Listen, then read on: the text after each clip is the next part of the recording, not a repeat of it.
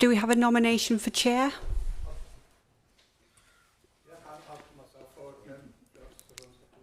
Is that seconded?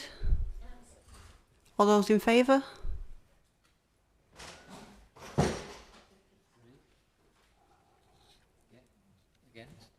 Those against?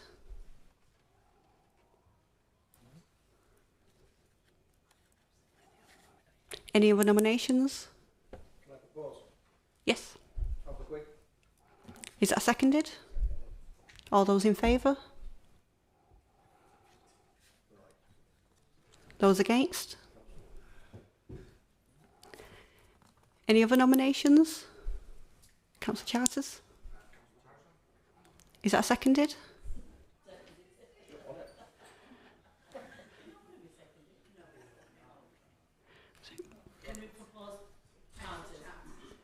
Is that seconded? All those in favour? Against? Councillor Charters, would you like to chair?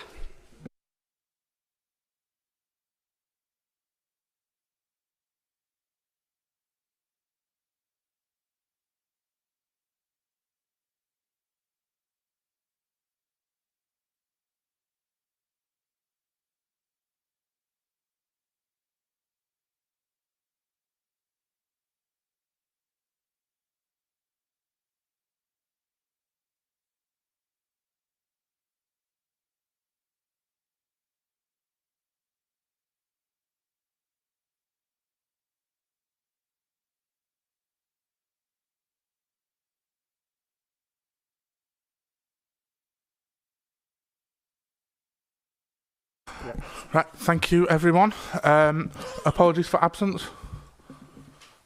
We received apologies from councillors Akhtar, Iqbal, Jackson and Woodvine.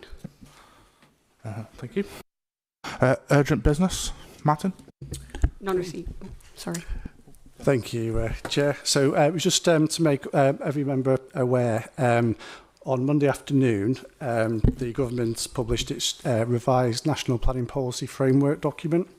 And as members will be aware, that document is a material consideration in all planning applications. So what we've done on the late list for each application, there is an entry where we've reviewed the recommendation made and clarified any changes in the wording or any of the recommendations that have been put forward. So these will be taken in turn as normal, but it's just to make sure you're all aware of that as a material change to the way applications have to be considered tonight. Thank you. Declarations of interest? Anyone? Okay, moving on. Public question time. Have we received any questions? We received one public question. Yeah, so I will read out the question and the response that's been prepared. So a public question has been received from Matthew Broadbent. At the full council meeting in December, I submitted a question regarding the Planning Inspectorate's decision to award costs against Oldham Council for unreasonable behaviour, for failing to meet various deadlines to submit paperwork to them regarding the Planning Committee's decision to refuse permission to a battery energy storage system at Medlock Road in Failsworth. The Mayor requested an update at the next council meeting, but it was not forthcoming. Will the council explain why it didn't request a routine extension to the deadline in order to submit the necessary paperwork, and how much was awarded against Oldham Council? So the response is as follows. The planning application was considered under reference FUL 353405/24, and the proposed installation and operation of a 30 megawatt battery energy storage system, together with access arrangements and associated infrastructure on land to the southeast of Medlock Road, Failsworth. The application was recommended for approval by officers but refused by the Planning Committee in April 2025 on the basis that the benefits of the proposal had not been demonstrated to clearly outweigh the identified impacts. During the subsequent appeal process, the local planning authority submitted the appeal questionnaire, committee report and copies of representations received in relation to the application. Officers did subsequently request to extend the deadline for submitting the statement of case, but the Planning Inspectorate declined that request. Notwithstanding this, the statement of case could have only addressed the committee's reason for refusal and sought to explain that position to the inspector. The reason for refusal was already a matter a matter of public record, and in allowing the appeal, the inspector concluded that the reason for refusal was unreasonable. Furthermore, the inspector made clear in their cost decision that the principal reason for the award of costs against the council was the unreasonable nature of the reason for refusal itself. The agreed cost award amount was £12,826.95. Okay.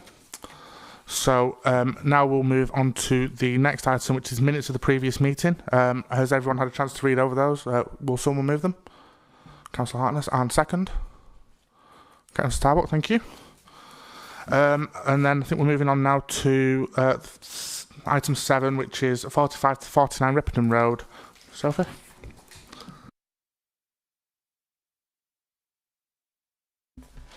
Thanks, Chair. This application relates to an existing commercial building located at 45 to 49 Ripperton Road in Oldham, where the proposal is for a change of use of the building to Class E offices at lower ground and ground floor and a 5-bed house in multiple occupation, HMO, at first floor. The site is shown on the location plan on screen, highlighted in red to the top left-hand corner.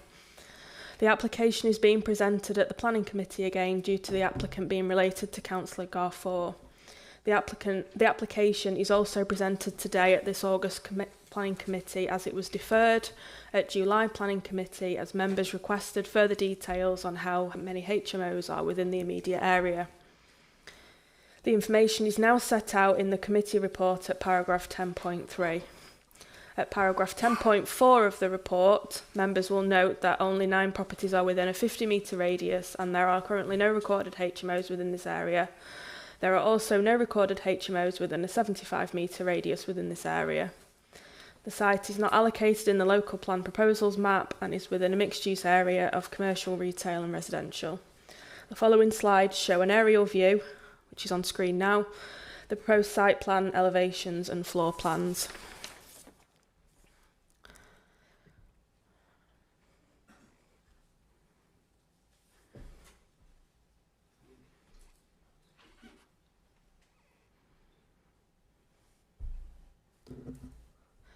The HMO will be accessed via a rear staircase with pavement to the side, along with CCTV and external lighting proposed.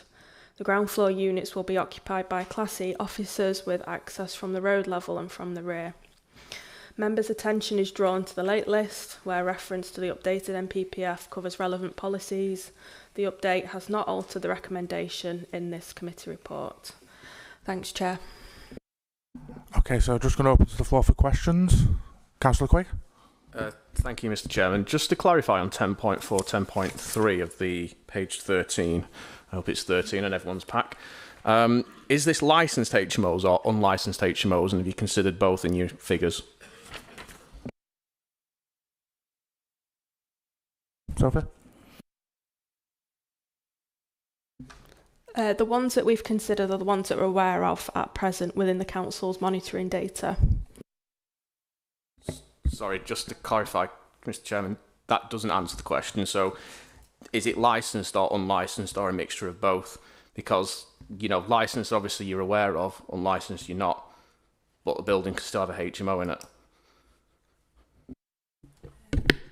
Okay, so it's my understanding there's different sources of known HMOs that are recorded on our database. So the ones that we're aware of, which are a mixture of all the different sources, indicate there are no other HMOs in this area. So the evidence base is what we're looking at. Yeah, so what I'm trying to get at is one version of the truth, because I'm bringing up a series of, i.e. doubt here, because I just want to get clarification on, is you've got to have one version of the truth on this. And I've obviously brought a doubt in, which is that you're not answering the point. Is you're saying you're ones that you're aware of, but that doesn't mean that there's ones that, i.e. unlicensed ones, that you might be aware of or not aware of. Okay, so through you, Chair, just in response to that, obviously it's got to be our decisions have to be evidence-based. So we can only inform you of the data that we actually hold in respect of HMO. So the data we hold on our database, as I said, there's different sources of where that comes from, but those are the ones that we know about. All the ones we know about have been fed into this assessment within this area. There are no other HMOs within a 50-metre radius of the site. So that's all we can do in reporting back to you what we actually have on our records. Any more questions? Because I know I have one, if not. So in the emerging plan, it mentions around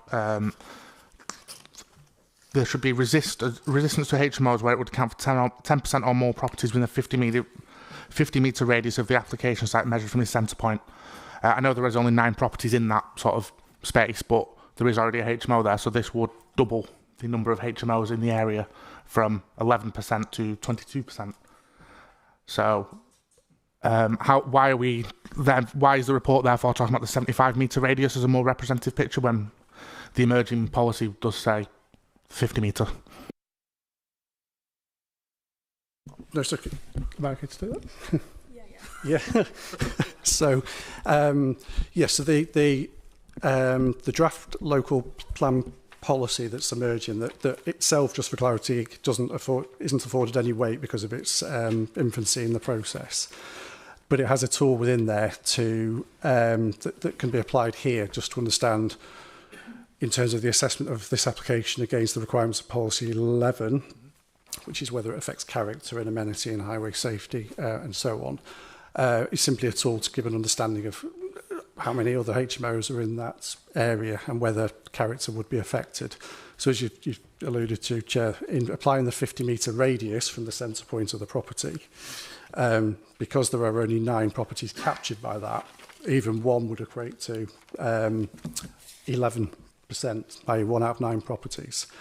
And the policy has a threshold of no more than 10%, but it's not a definitive threshold. It's that it may be resisted, or words to that effect. So what we've done, because of the context here, which is on the screen, because the properties are quite relatively isolated compared to their surroundings, given the character of that area, we just simply applied a 75-metre radius to give a more representative view, which obviously results in a far lesser percentage, but it incorporates, as I said, a more proportionate and representative view of local character. Essentially, yes. Is there any more questions, Councillor Hartness? So I suppose, obviously, that I can understand why you've done that, because it's a smaller sample size. However, as a committee, we could potentially, decide, well, actually, the policy specifically says we can consider the ones which are, because are more than 10%. And as this, it is a small sample size, but obviously, because there's only a few houses there, we are increasing. It's an additional HMO, so it could be argued, I suppose, that we could apply the policy anyway, and that would be a reasonable grounds for refusal. Obviously, I know you may disagree with that, but it wouldn't be an unreasonable. So last time when we looked at it, I was thinking, well, what grounds have we got to refuse this? But I think this could potentially be a ground to refuse if members were minded to do so.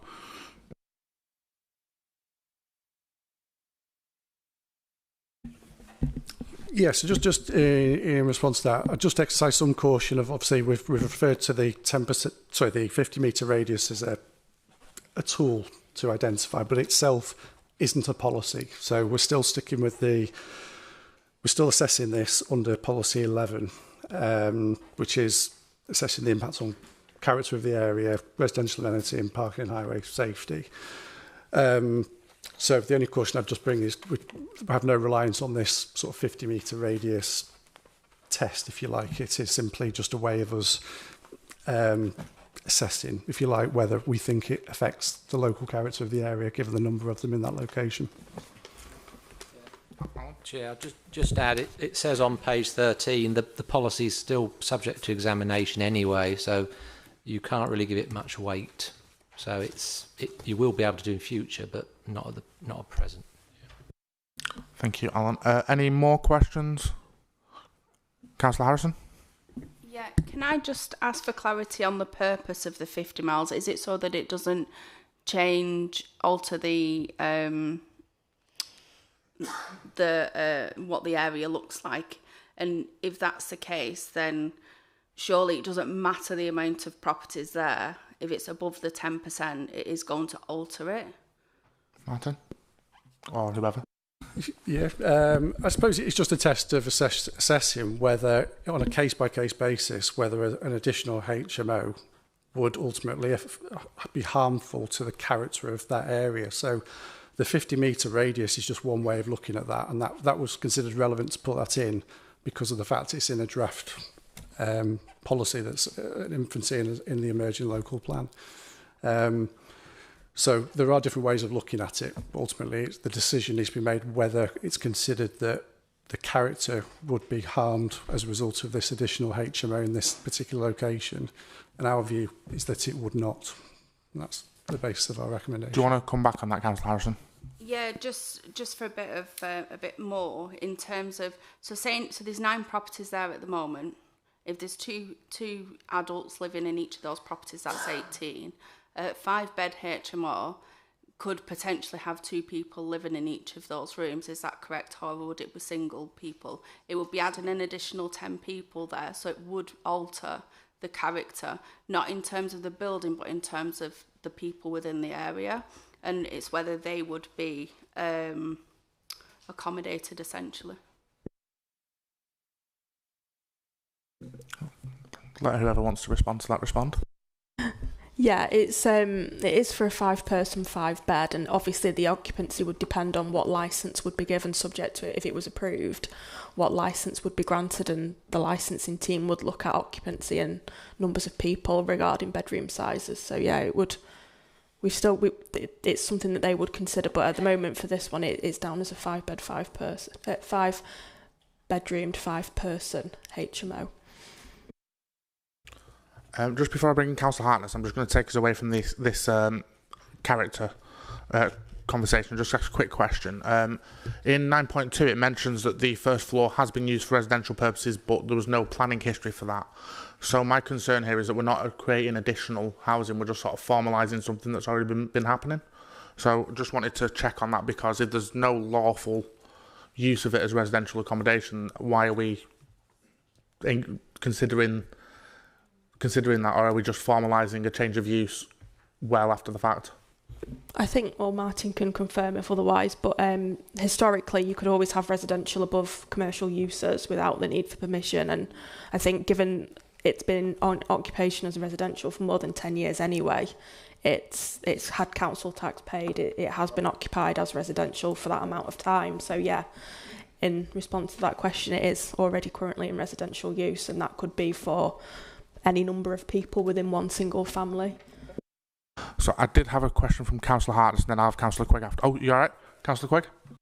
Yeah, just to follow up on that point, how many people were living in that property? Just out of interest.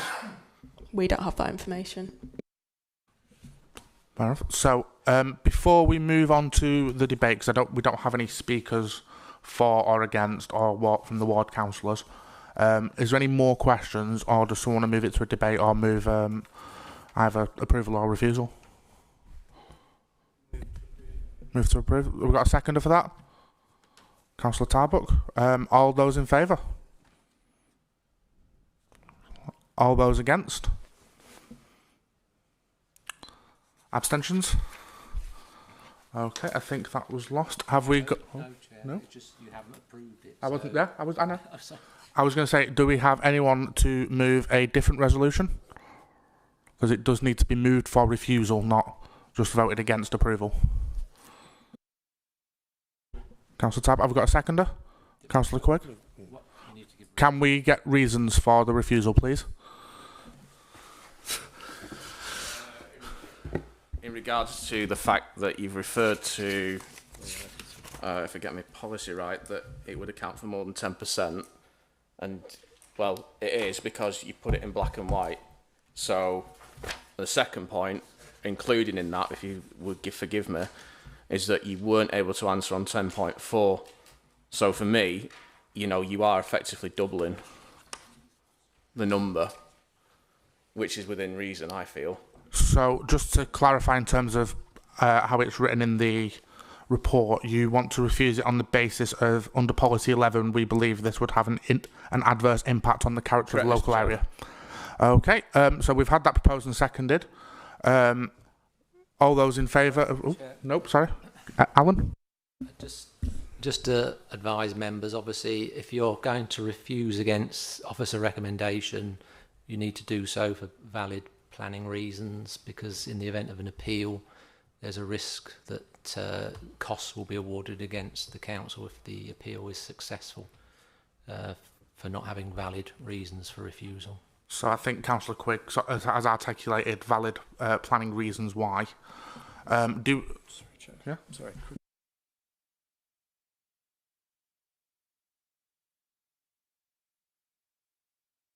So yeah, just thinking this through in terms of the refusal reason, through policy 11, if the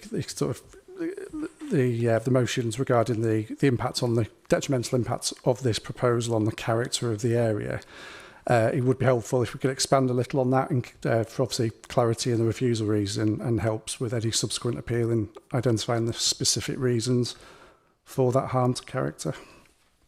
I think doubling the number of HMOs in the area would be what with the first one. Yeah. Yeah. Okay. Before I move to a vote, is there anyone else who wants to say anything? Okay. All those in favour of refusal? All those opposed? Abstentions? That was 2 abstentions. Okay, so the proposal has been refused. We also need somebody to... Does someone want to volunteer themselves as the person to speak to the planning inspector if this is appealed? Councillor Quigg?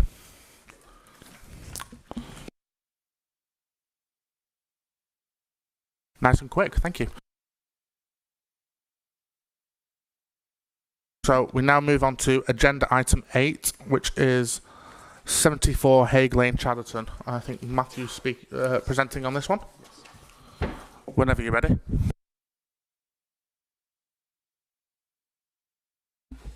Thank you, Chair.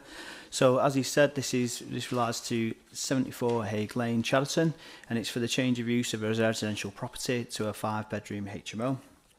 And just to confirm, having regard to the previous item, this is for a 5-bed, 5-person HMO. That's what's stated in the design and access statement. This application is been submitted following the coming forward of our Article 4 directive, which was taken place on the 1st of January 2026, which removes the permitted development right for the change of residential properties to small-scale HMOs. In addition, this application is before the committee because it has been made by a company that is owned by a family member of an elected member, and as such, it's why it's at the committee today. As you can see from the plan on the screen, that's the location, edged in red.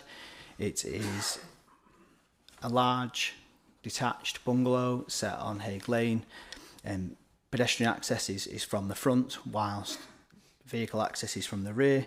And you can see there, it's in a slightly pink colour, you can see the alleyway or access way that runs along the rear of the properties between Hague Lane and Rydell Avenue. Here's an aerial image just to give some greater context to the site. As you can see, the property is set within its own grounds and has some mature landscaping. Further pictures and going forward towards the end of the presentation will show the land levels. The property is set well above Hague Lane to the front, and the driveway to the rear sort of picks up slowly from Rydell Avenue to the left-hand side of the image there. That's currently the layout of the site, with parking accessed from the rear. The 2 cars depicted there are shown in an existing detached garage, and that is the footprint of the building as it stands. In the planning history within the report, you'll see that it's previously had a kitchen extension, which is also shown there. These are both the existing and the proposed elevations. It's a point of reference that there are no extensions to the main property, which seems to be something that's been said on the social media. That isn't correct. The property itself, as it stands, isn't to be extended as part of the works. It's only internal works to the property and some external works, which we'll come to later in the presentation. That's the existing layout. It's a 4-bedroom property, benefits from a family bathroom, a conservatory, a kitchen/dining area and a lounge. The proposed HMO would be for 5 beds and 5 people. The bedrooms all have en suites and are a minimum of 15 square metres each. The shared facilities would be a lounge, dining and kitchen area, and then a separate dining area in the existing conservatory. The proposed layout shows the only external works, which include the creation of an additional parking area, which shows the 2 cars at an angle at the bottom of the image on screen, and bin storage, and then a secure cycle storage in the bottom left corner of the site layout there. These images show from the main frontage how the property is set up from the main road to the front. It's accessed via some steps, and you can see the mature landscaping around it and the set off from the boundaries and the neighbouring properties. These images show the access to the rear for vehicles off Rydal Avenue, which was discussed on the initial location plan and aerial image. And these show the rear of the property, the existing garage there on the top left, and then the neighbouring garage, which is directly adjacent. And then the bottom right image shows the mature landscaping and the area where the parking would be accessed, the additional 2 spaces. In terms of the principle as set out in the report, it's noted that the reuse of an existing property would meet policy 1 of our local plan, as it would reuse a property for an appropriate use, which would be bringing forward additional residential accommodation. In terms of assessing the impact of the HMO in regards to policy 11, as noted with the previous item, the report includes reference to emerging plan, which is due for examination later in the year. And in reference to the areas, in terms of the 50-metre radius of HMOs that the council has record for, there are no HMOs within that area. The closest HMO which the council has a record of is 380 metres away. In regards to amenity, it's noted that for the future occupiers, if approved, that the space provided meets our HMO standards. And in regards to the impact on the neighbouring properties, it's noted that there are no extensions to the main property, so the property doesn't come closer to the residential boundaries. In terms of provision for bins and cycle storage, they're shown on the proposed site layout. In regards to highways, it's noted that the property would provide its own off-street car parking, and they are set to increase that as part of the proposal. It's located in a sustainable location with access to both bus and rail routes within walking distance, and there are local facilities in terms of shops and a public house and a church. The reason why this application is proposed recommended by officers for refusal at this time is that, given that the increase that's shown on this slide of the hard standing at the bottom right of the site, it results in the loss of more than 25 square metres of biodiversity or habitat. And as a result, the application is not de minimis as stated in the forms, and that BNG information is required. This was sought by officers, and no provision was made. And as such, given the lack of information and the addressing of biodiversity net gain, the application is before you with a recommendation of refusal.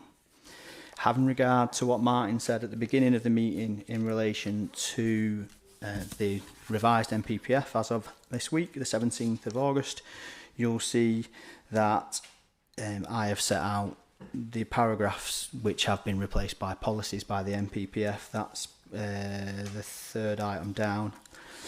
In addition, you'll note that as part of the application there was 100 and sorry, I've got it wrote down in the front of my paperwork, 121 original objections, and as part of the notification process of the committee, we've had 6 additional representations from local residents, so the number goes from 121 to 127. Finally, you'll note that in my assessment of both the representations made and the policy reference that the final recommendation in regards to the other matters that I've just gone through there hasn't changed, and it is still before you with the same reason for refusal. Thank you very much, Chair. Thank you. So, Councillor Hartness? Yeah, thank you, Chair. Matthew, would you be able to put up the photographs for the front where it shows the 4 additional parking spaces, and then the one at the back as well? Sorry, yeah, at the back, sorry, and the access at the back. So that's the access going down that bit there, is it? Yeah, so the access point there, so the main image on the right is looking out from the access onto Radle Avenue. Yeah. The one on the bottom left shows the access in between the 2 properties on Radle Avenue, up the back of in between the properties. And then these images here show, the top left shows probably the best image of where the parking spaces would be. Okay, so the all Fiat 500s will get on there, otherwise they won't. Any other questions? Anyone? Going once? Twice?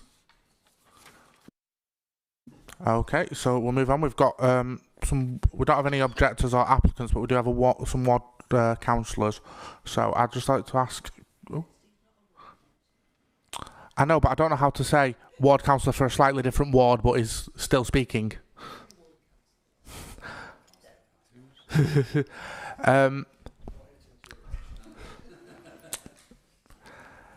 Could I ask Councillor Brownridge first to speak? Councillor, you have 5 minutes.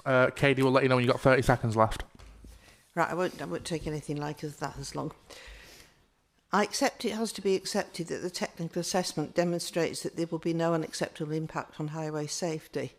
But I consider that the impact of traffic associated with this development on the amenity of existing residents has been underestimated. The property being occupied by 5 unrelated adults will inevitably result in more carbon-borne journeys than will be generated by a family home.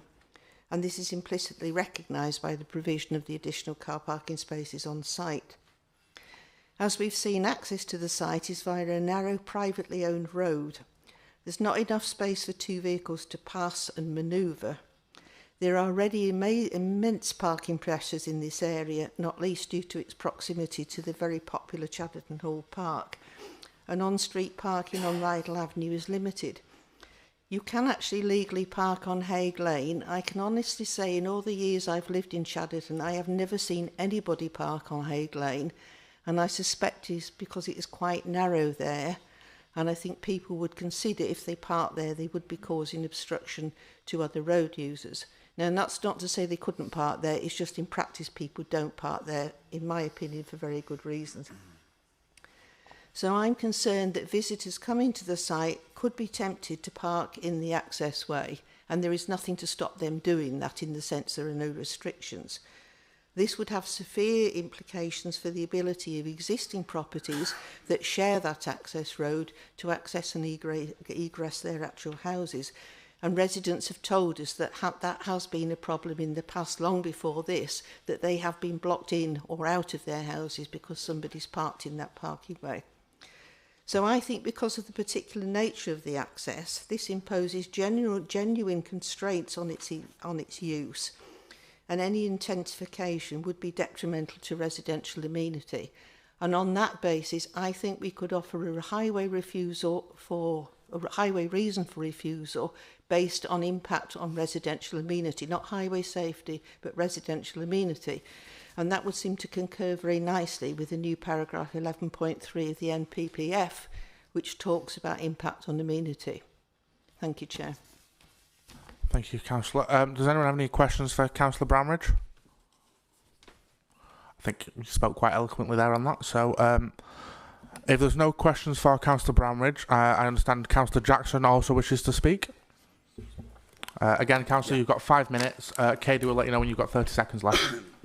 Cheers, thank you, Chair. I'm just going to reiterate what Barbara said and add some points from myself for the objection. It relates to a significant loss of existing greenery, garden habitat and biodiversity associated with the site, as well as the impact on parking, refuge and the local area's character. We don't have many single-storey family houses in the area. It's going to be one less once if this was agreed. Changing to a larger property does not allow anyone with disabilities, families or elderly couples to be able to move into a bungalow near a park, schools, canal access with close links to the train station.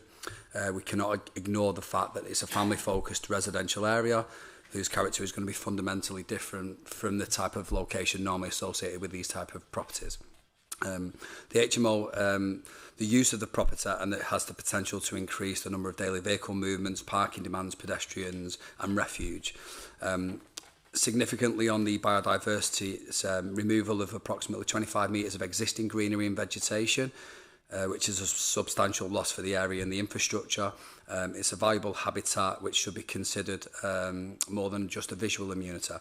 Established greenery can provide habitat, food, nesting opportunities and ecological corridors for birds and wildlife. Their removal can result in a material reduction in ecological value of the site. The proposal should therefore demonstrate why the substantial removal of this existing vegetation is necessary and whether the development could reasonably be designed to retain a significant greater proportion of the existing green infrastructure. I also asked the Council to consider the biodiversity net gain. The local plan states that applicants should not fell trees in order to degrade a development site and that existing trees and vegetation should not be taken into account. A biodiversity assessment should therefore accurately record the existing ecological conditions of the site before any works carried out. If not, it should be refused. The application should provide full details of refuge and recycling provisions. The guidance requires appropriate provision for the storage and collection of waste and recycling expectations such as facilities to be properly integrated into the development. If adequate refuge storage cannot be accommodated within the site, this would be further evidence that the proposed intensification is unsuitable for the property. Going on to the parking spot, the proposed application is reliant on parking to the rear of the property. However, it's accessed by the narrow alleyway. It's restricted in width and unsuitable for the level of vehicle movements associated with a 5-bed property. The application proposes only 4 parking spaces for 5 applicants. Where would a 5th resident or anyone visiting the site actually park? Yet there appears to be little evidence demonstrating how 4 vehicles at the most would be able to manoeuvre, enter and exit the site without obstruction. Furthermore, there are 2 properties beyond the proposed development that rely on the same rear access. Their ability to gain access should not be compromised by the increased movements associated with the development. Where sufficient off-street parking is not available, vehicles associated with the HMO are likely to compete for limited on-street parking, which will directly impact local residents. There's already limited to how many parking spaces are in the area, and the property does not have ample parking, which will directly impact any vehicle using the space. I consider that the proposed HMO has not adequately demonstrated that it would preserve the character of the surrounding residential area. Once a family home is lost, it's rarely returned to family use, and that the Chadderton's priority is retaining such much needed family housing stock, especially single-storey dwellings. Protecting neighbourhood residential amenities as the area experiences significantly daily footfall from children and families. While planning decisions must be based on evidence, members cannot ignore the fact that this is a family-focused residential area. Keep within the Council's own biodiversity requirements, which it currently does not. Provide adequate parking arrangement, which again it clearly does not meet these demands, and provide satisfactory refusal and recycling facilities. In my view, the significant loss of the established greenery associated with the property and diversity in infrastructure means that we disagree with this changing of bungalow to a HMO would benefit the area at all, and it severely harms the character of the area, and I respectfully ask for it to be refused. Thank you. Okay, does any member have any questions for Councillor Jackson?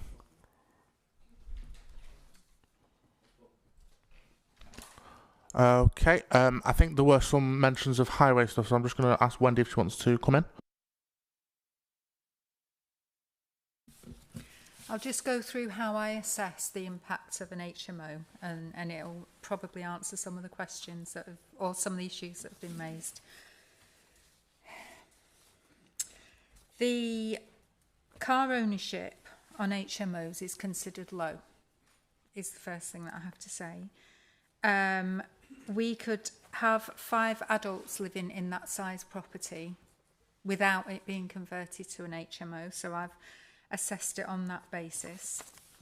There are no local or national parking standards, so even if that property had no parking spaces, I still wouldn't have any objection to it for highway safety reasons in terms of traffic generation or the additional demand for car parking on the local highway network. It's in a sustainable location, so we're trying to encourage people not to drive everywhere and to live in areas where they don't have to rely on owning a car. So there's access to the train station, local buses, schools, shops, and that type of thing. So they can walk there.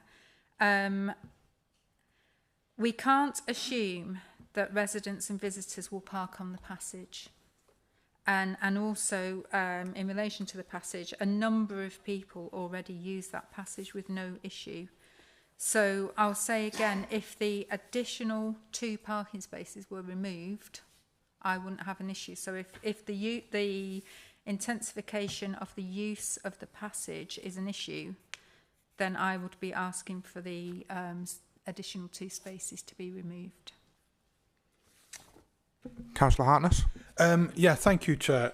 Like Councillor Brownridge mentioned the new MPPF and 11.3, which I think, as you said, only came out on Monday, so I haven't seen that particular element of that. I'm just wondering, she said, in terms of the highways, rather than going on highway safety, we could look at the impact on amenity, and I think Councillor Jackson mentioned the character as well, so I don't know whether 11.3 would cover that.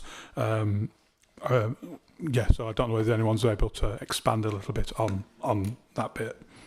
Matthew? Yeah, so it's from my understanding of what Councillor Brownridge said, that it was regarding the intensification of the use of the lane in terms of 2 additional cars manoeuvres.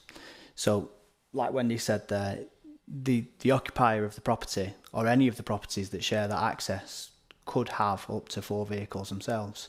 And many homes have currently, in the modern day, have older relatives living with them, whether that's older children that have stayed because they haven't bought their own home yet, or whether some relatives have older relatives come to live with them in their old age.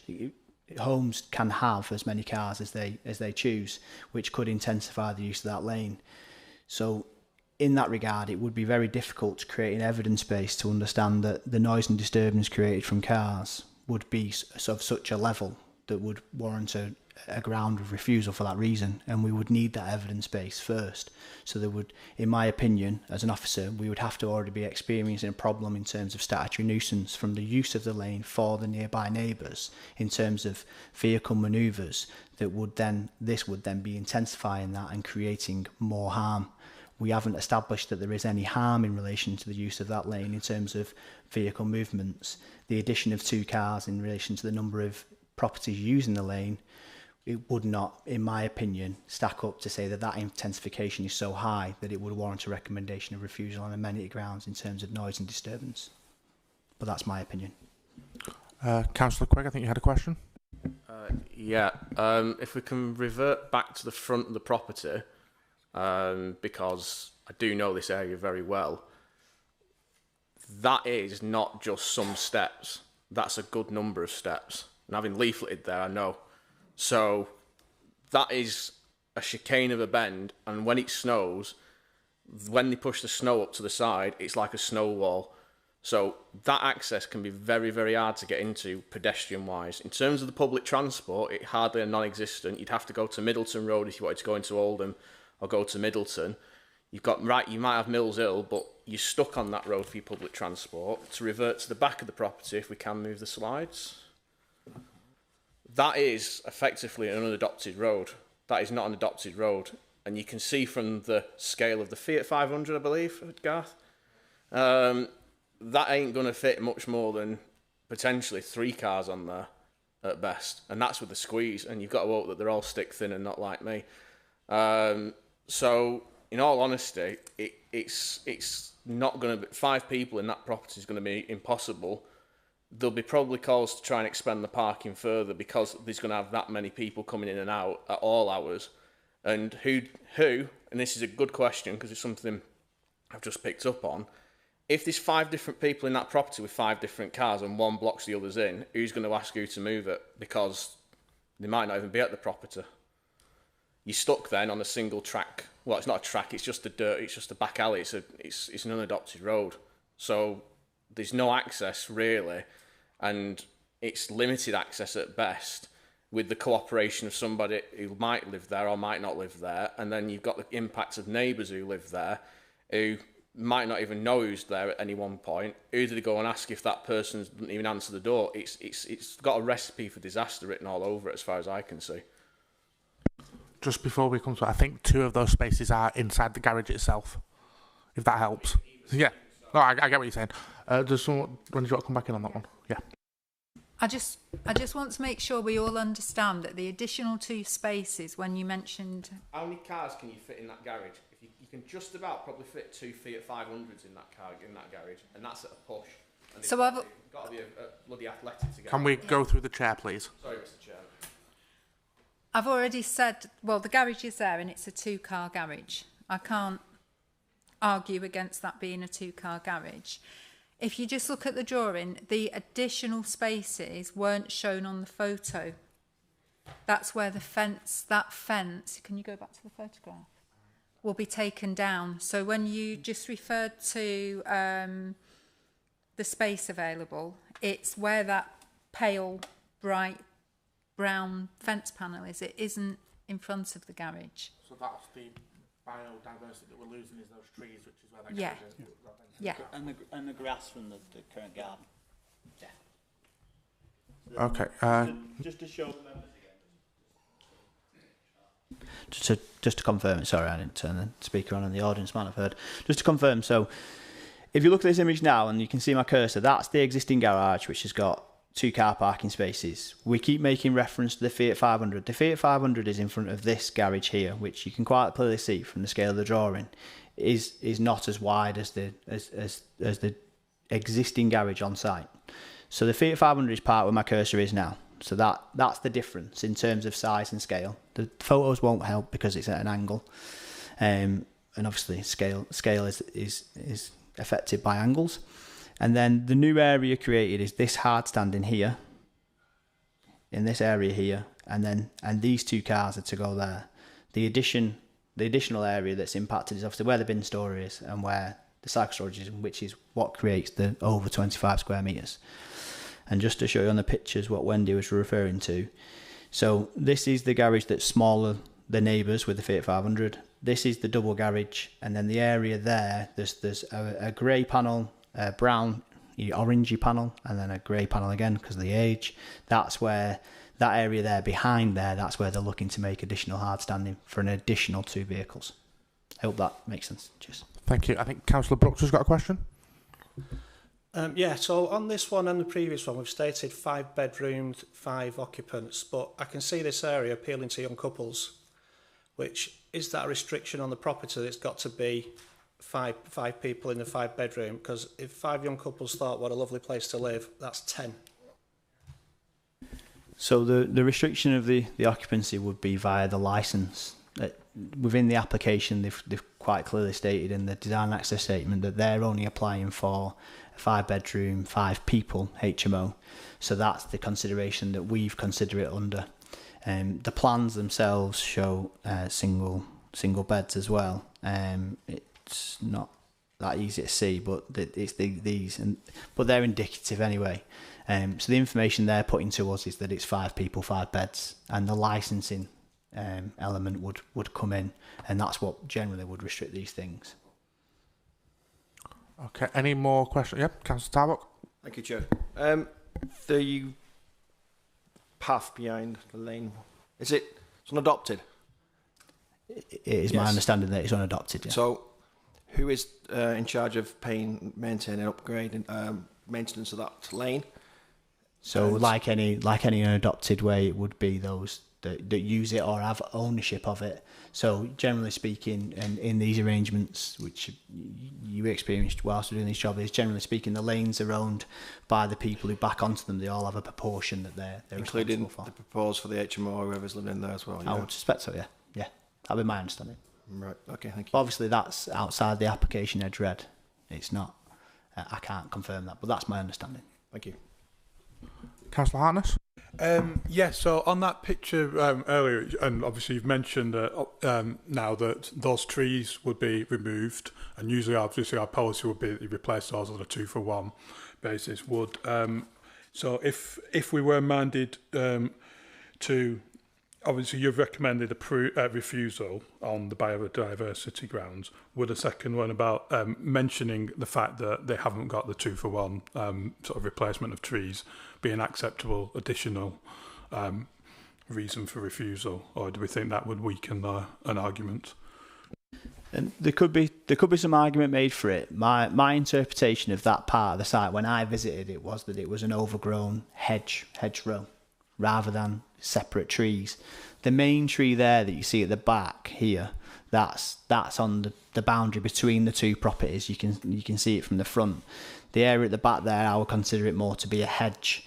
Now, obviously, the policy doesn't relate. It relates directly to individual trees rather than hedges. Now, biodiversity net gain, or which is the national requirement, or biodiversity gain, which we can also require as developments, both of those would, in my opinion, be better approach to dealing with that loss and making sure we mitigate for it. And that's why that reason for refusal is my sole one in terms of my recommendation. Can I just ask a quick follow-up on that? Was the council's tree officer been consulted on this? Because it's not mentioned in the report. So because I didn't consider them to be individual trees, no, I considered it to be a hedge. Thank you. Anyone else? Councillor Hurley? Thank you, Chair. Did you say there's only 2 properties have garages where their vehicles would go onto that unadopted road? How many of those properties would use that road apart from that HMO? I don't have an exact number, but having walked it, there are a number of properties along the line that do use it. I'll just find the location plan and I try and so there's the 2 properties that are side by side, which is if you see the red dot, that's the application sites. There's the 2 side by side. There's a further one towards the end, which is the one that shares it, and then you've got 1, 2, 3, 4, 5. So 64 onwards seems to all have use of it. And it's my opinion from visiting the site that the end property here on the corner of Rydal Avenue and Hyde Lane, that actually has its own access adjacent to the main one, which is this area here. Councillor Hartness? Yeah, sorry to come back. So on the 11.4, so we've talked about, I think it's the number of bedrooms was reduced, which I think that's following the environmental health officers, which suggests to me that the bedroom sizes are as small as they're possibly allowed. Do we have any numbers on the sizes of bedroom? Any sort of numbers regarding the size of bedrooms? In regards to your statement there, that's incorrect. I'm really sorry. In regards to our HMO standards, these rooms are very ample. So our HMO standards go down for a single occupancy in a HMO go down to marginally below 7 square metres. Now, these rooms are all 15 square metres plus, and that doesn't include their en-suites. They're all en-suites, they're not sharing bathrooms. So in terms of the future amenity of an occupier, if it was approved, in terms of a HMO, these rooms are quite generous, in my opinion. Okay, I think we've had a fair few questions there to officers. Does anyone want to make any other statements, or does someone want to move? I think the officer's recommendation was for refusal, so we've got a mover. Councillor Quirk, a seconder. Councillor Hartness. All those in favour of refusal? All those opposed? Abstentions? I don't know why I bothered with that bit, but yep, that's been refused as per the officer's recommendations. Thank you very much. I think now we are moving on to item 9, which is Street Bridge in 230 Roman Road. Is Matthew again? Glutton for punishment. Actually, what I'm going to suggest is we take a 5-minute recess while the public leaves. If anyone wants to get a drink, use the facilities, etc.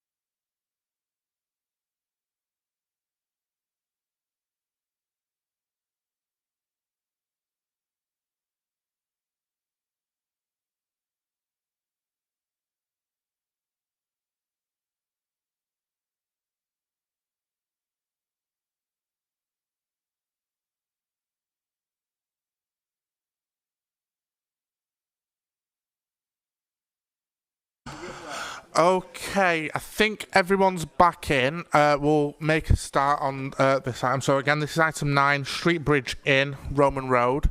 I'll pass over to Matthew. So apologies, you have to listen to my Dorset tones again. So it's for the Street Bridge Inn, which is on 230 Oldham, Roman Road, Oldham.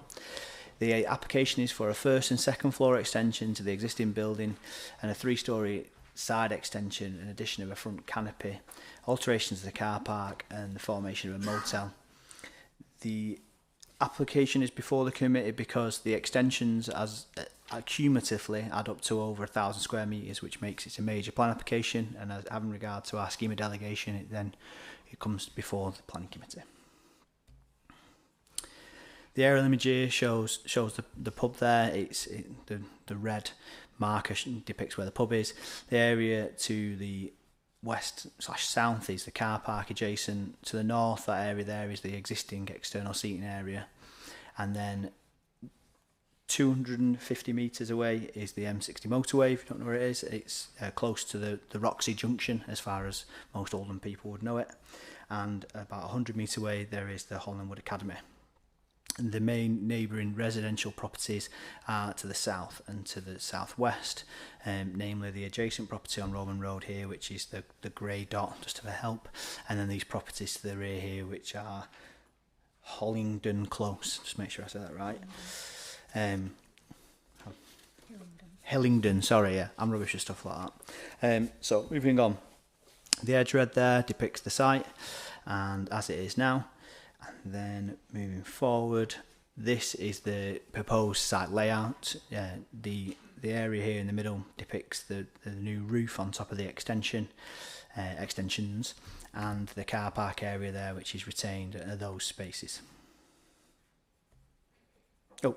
A total number of 25 spaces will be provided as part of the development. This is the existing property.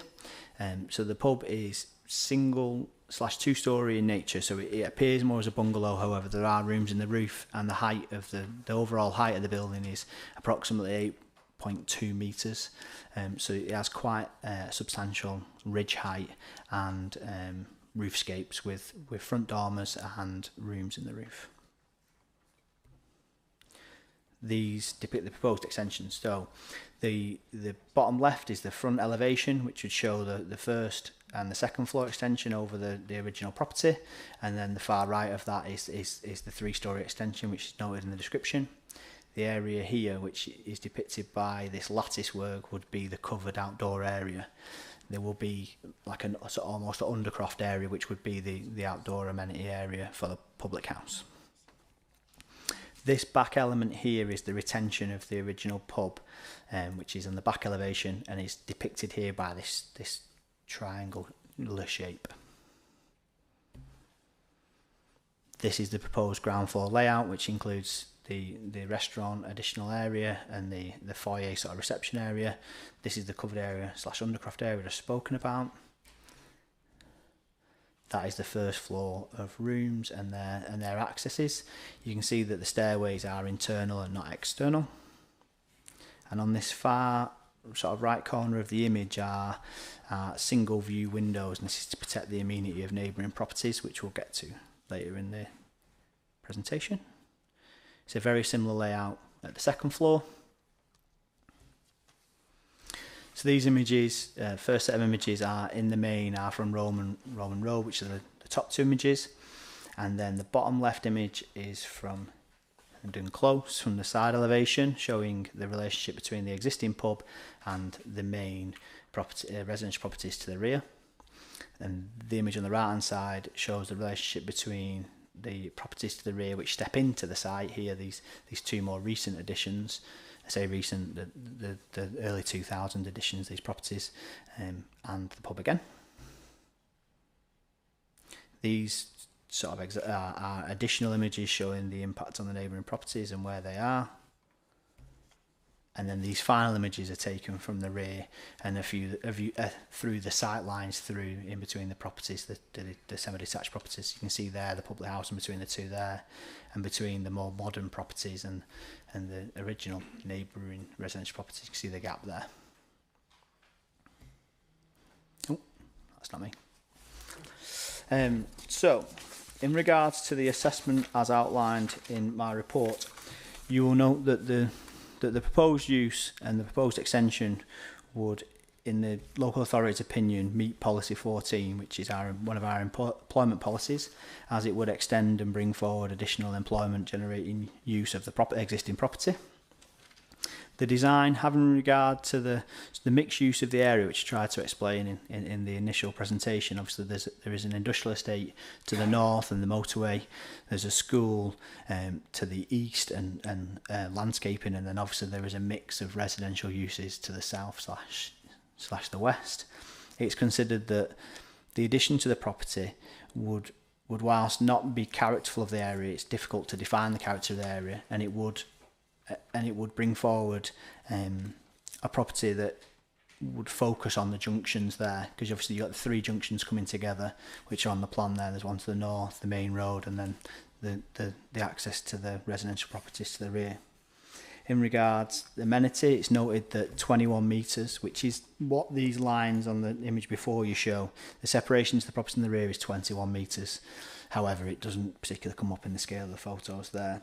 And in regards to the impact on numbers 8D and 8C, obviously they are offset, so they would not have a oppressive outlook because they're looking beyond the property over the car park as they do now. However, possible window introductions on those elevations could result in overlooking, and that's why when I noted about those single view windows, so there isn't any overlooking from the rear and there isn't any side elevation windows there which would also overlook them. In regards to the ground quality, there's conditions to address that. In terms of ecology, given the hard standing nature of the site, in this instance the development wouldn't require a biodiversity again, as the loss would not require it. So finally, it's before you with a recommendation of approval subject to the conditions set out in the report. But again, I'll just draw the members' attention to the late list, and you can see there that I have again outlined the revised policies in regards to the NPPF and which ones relate to which ones in the policy. The original public consultation generated 21 objections, and post that, following obviously the notification of the committee, we generated an additional one, so there's a total of 22 objections to the application. You can see there from what I've wrote that the additional representation mainly makes similar sort of comments to those previously made in terms of material or not material, having regard to both the revised NPPF policies and the additional representation. You can see there that the overall recommendation hasn't changed. However, condition number 3 has been updated, and it's merely been updated to reflect the appropriate reference, the appropriate policy in the NPPF. Thank you very much, Chair. Okay, have we got any questions from members at this point? Councillor Brooks? Just to clarify, and it says 25 spaces, it says 27 on a document, there's 27 on that picture. So I checked it the other day when I was there, and it clearly says 27, not 25. Matthew? It actually says 27 if you blow that page up there. Wendy, go for it. All day today, I was convinced there were 27 spaces, and we counted them and there were 25. The difference in 2 doesn't make a difference in my assessment of the application. Any other questions? Because I have one if no one else does. When you've mentioned about the character of the area, having sort of been in that area a few times when I was younger, I used to play cricket on the other side of the motorway at the cricket club there. There is sort of quite a distinct change in character as you come past the street bridge in. And I would say that there is quite a distinctive character in terms of where the residential houses are. It does change from sort of the other side of Roman Road, on the other side of the motorway, where it's one specific type of housing, into the sort of red brick that you get on Hillingdon and Massey. So I would say there is a distinct character, and I think that by saying, because it's the mixed-use area, which I understand, I would say that sits as sort of the gateway into a residential area, and therefore probably does represent the character of the area. So I just want to know how we would approach that in terms of it being a development that does respect the character of the area. Yeah, still, I didn't particularly explain myself very well there. So, like you say, there is a character to the residential area to the south, and there is a character of more commercial elements to the north. And the more the industrial estate comes forward where the old gasworks was, there's a greater scale of properties going there in terms of the size of the industrial units. So to the south there is a lot of two-storey traditional sort of red brick terrace housing, which have in the main pitch roof designs, and in my opinion the current pub probably doesn't sit very well with them, as it sits there as a one-off building on its own in terms of its roof shape and its general design. I think personally that this design would bring forward more of a traditional roof shape, whilst it being quite a large property. Now, the reason why I mentioned about the junctions was it being of a larger scale set on the corner. It gives the corner more presence, and it would give a focal point. So as you go down the access from the industrial estate, which is to the north there, I haven't got the road name to hand. I mean, it might be Albert Street. Yeah, Albert Street. That's come there from the back of my mind. As you come down there, that it would be a large building that you would see on the corner of junctions, and that's something that a lot of design guides go to, that you would have something at a junction that establishes the junction and shows where it is, and is a key emphasis. So whilst I don't think it is too large, given that the overall height of the existing building being 8.2 metres, this obviously increases that to approximately 10 and a half. It is an increase to the height of the main building. I actually think the character of it and the appearance of it would be appropriate for the junction, and the roof shape for the area of the residential. Okay, I get what you mean, but I mean, I would say, I'm sure Councillor Brooks might agree with me here, it is already pretty much a focal point as you come up that junction. I did my driving test round there. I think a lot of people in Oldham do their driving test round there, and you come up that road and you see the pub right in front of you. So I'll leave it there anyway. Councillor Brooks, do you want to come back in? I think if you've been there in the last 6 months, if you drive down Albert Street, you see a 40,000 square unit, a 50,000 square foot unit, a 60,000 square foot unit before you see the pub. So it's the whole character of that place has changed because all them units are built now anyway. Any more questions, or should we move on to the ward councillor? Okay, so Councillor Hobin, you have 5 minutes. When you have got 30 seconds left, Katie will give you a wave. Off you go. Thanks, Chair, and thanks to the committee for allowing me to speak. Just to go, before I start on what I've wrote, what has just been discussed about the look of the area, for me, that looks like an industrial property with this development. And while there is industrial units across the road on the new part, that starts the residential for me. You've got a bungalow next door to it, and you've got terraced houses. You've got no other, on that little section of Roman Road, you've got no other industrial unit. And that looks like a massive industrial unit. It's out of character with the rest of the houses next to it. It's overbearing on the properties behind it. And I think that needs to be taken into consideration, because it does look like an industrial unit. But I'm here for the residents who have asked me to come. And we've been looking at this for months, because it has been up before.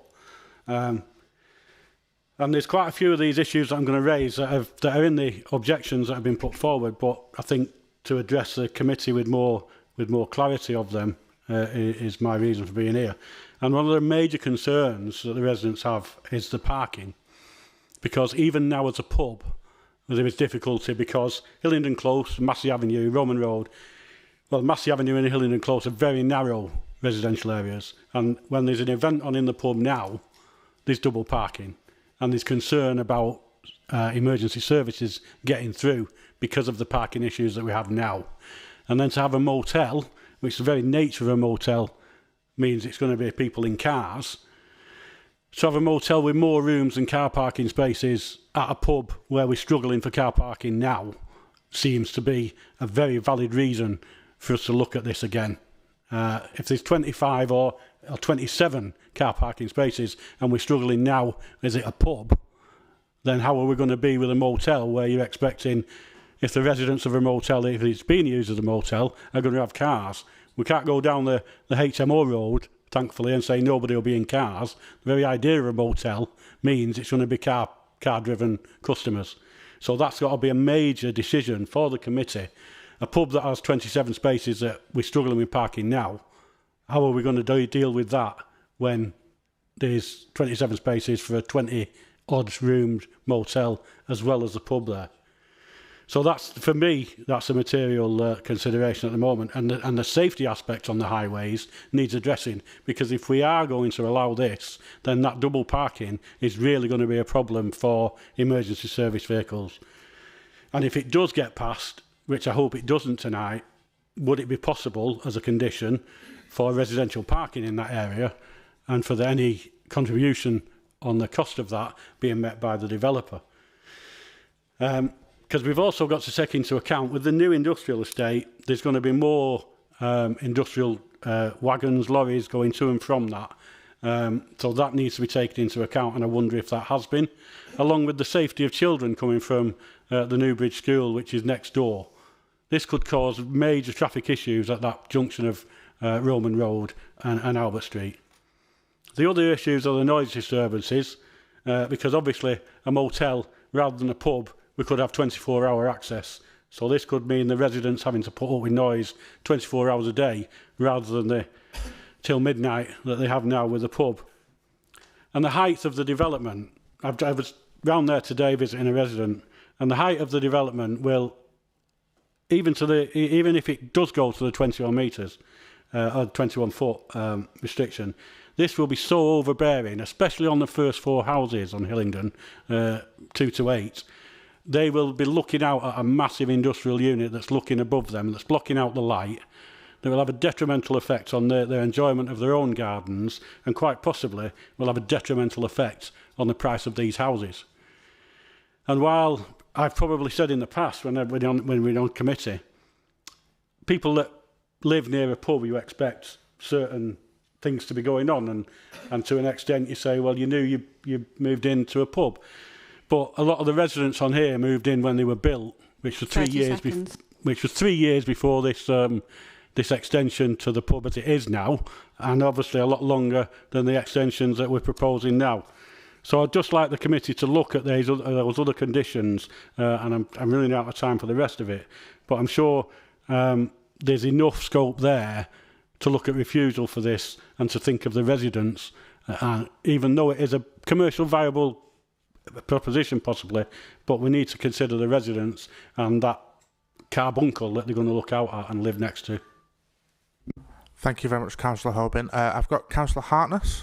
Yeah, thank you. Brian, so you mentioned obviously about industrial units. So on this side of the road there's nothing, and when you say all the other industrial units are up, where it says revised plan, yeah, they're all up there. That's where so from the pub downwards to Westminster Road, it's all residential. Right, and then obviously you've got on the side there, you've got the schools. Yeah, right. So basically, so I would then therefore saying that actually the character of that immediate area would be detrimentally affected, and then the mass and the scale of the new development is the main planning consideration. Yeah, okay. And the parking, yeah, of course, yeah. Okay, thank you. Councillor Brooks, have you got a question for Councillor Hoban? Yeah, actually, on the opposite side where the star is what was a business that's been there for 70 years and went bust last week, Axiom Displays, Gay Displays. It's gone bust last week, unfortunately. Yeah, so the opposite side is actually all commercial, apart from the N4 houses. What, on the side of the pub? That side is, yeah. Any other questions for Councillor Hoban? Well, Brian, you've got away with it. So we'll move on now. Obviously, there's opportunity now for debate on the merits of the application, and I don't know if Wendy has anything she wants to add, considering the highway safety stuff Councillor Hoban raised. If you want to do it now, yeah? Sure you'll raise more questions? I'll just, again, if I run through how I assess it, it probably gives a little bit more understanding. So, firstly, I acknowledge that the residents for the hotel will drive there. And I think I may have said that in the report. Obviously, they will. Again, because there are no national or local parking standards, it's not as easy as me being able to say, well, the standards say they've got to supply 35 spaces. They haven't, so we can refuse it. Sometimes that would be much easier than what we actually have to do. I've got to assess the difference between the use that's there now, which is the pub, and what type of traffic and numbers of traffic that could generate against the effect that the proposed development will have over and above that. So you could expect that if there's an event on at the pub, some of the customers might stay in the hotel. So I've sort of had to assess it against that, and it's the addition of how many bedrooms? I've completely forgotten. 28 bedrooms, and the associated traffic. I've taken into account staff and things like that as well. You mentioned, Councillor Hoban, the conflict between the pub use and the school. The peak hours are different, so I didn't assess that as part of the assessment because it wasn't something that happens. And then we don't normally introduce or recommend that parking restrictions are introduced until there is a problem, and it's got to be with this development. So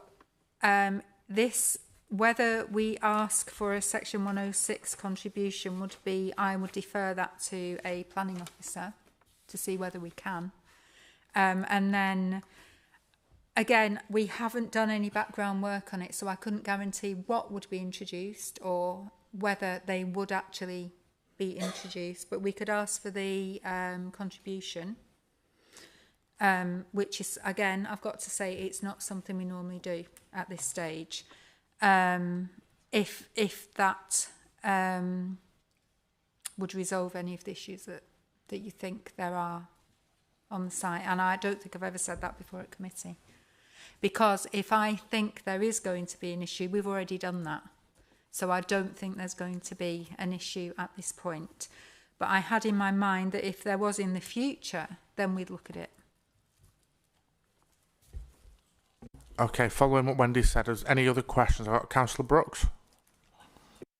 I do recognise the fact we've just lost one of our oldest businesses, and that retail, that business parks there. We need something, but I also recognise that Illingdon's where I was born, actually, the next street down. So we do need to try and protect that, but I don't know if there's a condition about no parking on that street, because it is actually almost just two cars side by side on that street. And the driveways were built years ago for one, maybe 1.5 cars. So I do know that street, but I don't know if there can be a condition that Illingdon's protected from parking. Yeah, we can't condition something like that, so it would have to be a restriction. But that would also affect the residents as well.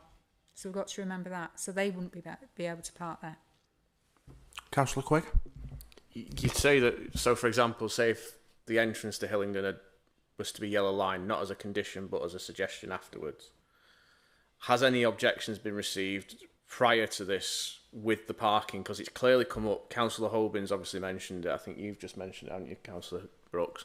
So presumably somewhere on record there's been an issue with parking prior to this application. I don't know where it's gone. It's probably gone into the black hole that is the highways email, but it may well have done. But point being that there's clearly an issue with the width of the road. I've just had a quick look on Google Maps just for the record, and it is a tight squeeze. So clearly we need to do something about that in order to help, one, if residents need to gain access, do need to gain access, for emergency vehicles to gain access, and to ensure that not only we don't shift the problem further down the road, but that it's actually that the parking's suitable for that area as well. Because at the minute, there's a free-for-all by the looks of it. Do you want to come back on that one? Yeah. So, again, it's got to be the effect of this development that means that we can ask for a contribution from the developer. So it's got to be that the introduction of this development will mean that there is an issue with parking. I can't really do it on an existing problem because it's already there. So if there is an existing problem, we've got to deal with it. It's just whether we can say that this element of the pub, this smaller, the development, will make it worse. Councillor Hartness. Yeah, sorry, just come back here. So there was mention of a restaurant earlier, I think, on one of the pictures. Is that a new thing as part of this proposal, or is that already there? That's already there. That's already there, isn't it, Matthew? So it's my understanding that they do already provide some food on site. There is a restaurant element, but the area here that depicts the tables, that is the extension, and that would be providing some more covers, more tables. But the area here is currently used as for food provision from the pub. So I think one of the questions we'd need to ask, based off what Councillor Quigg had just asked there, was if we were to approve this with conditions, could we add a condition around the idea of there being more vehicle movements based on the increase? No, we can't do that. It wouldn't be a condition. It would be a Section 106 contribution for it's not a contribution, it's payment, but it's called a contribution. A payment for introducing restrictions. But that then has to go through another statutory process. So I can't guarantee that it will happen and it will affect the residents. I think my question was more, can we ask for that at this point, and does the committee have to answer that, or can we say we approve it on the basis that officers ask for that, or do we need to specifically say it like we do with a rejection, is what I'm asking. It's because it's a more bit planning based. It's a little bit of a double act. Yeah. So obviously there's some concern about the impacts of this development and whether it makes an existing situation materially more harmful. If there's now discussions about the potential for a contribution required through a Section 106 agreement, that's obviously something we've not yet discussed at all with the applicant. At the same time, I know they're very keen for a decision. It is overdue, the decision. So I don't know if Matthew has that. I'm assuming that's not been discussed as part of the... Chair, am I allowed to ask you a question? Or am I my time? I don't think you're allowed to, but we haven't technically moved on, I don't think. So, Brian, I'm going to ask you a question. Would you like to ask me a question? Yes, please. Thanks, Chair. My question is, we're talking now about the future, and it worries me now that we would possibly pass something, and then in the future, if it causes harm, you could go back to the developer and ask them for some money. There's not much chance of that, is there, after the building's been done? So we either determine that now in this, or because it's not something we can go back to after, I don't think. I'm going to let Wendy answer that because I could hear her saying she wants to answer it. We can't, if we make a decision or if you make a decision this evening with no contribution, that's it. We can never go back to the developer and say, you're causing a problem, we need to put the restrictions in and you've got to pay. So, am I allowed to say? Yeah, if that's a ballpark. So, I think because, and this is I have to keep saying this is very unusual for me to even be saying this. I think if we were going to ask for a payment contribution, Section 106 contribution, I think because we're not quite sure what we want to do, and there has got to be a problem before we do it, if we ask for 5,000, that should cover costs like advertising, the design of the scheme, the lining and the signing associated with any restrictions.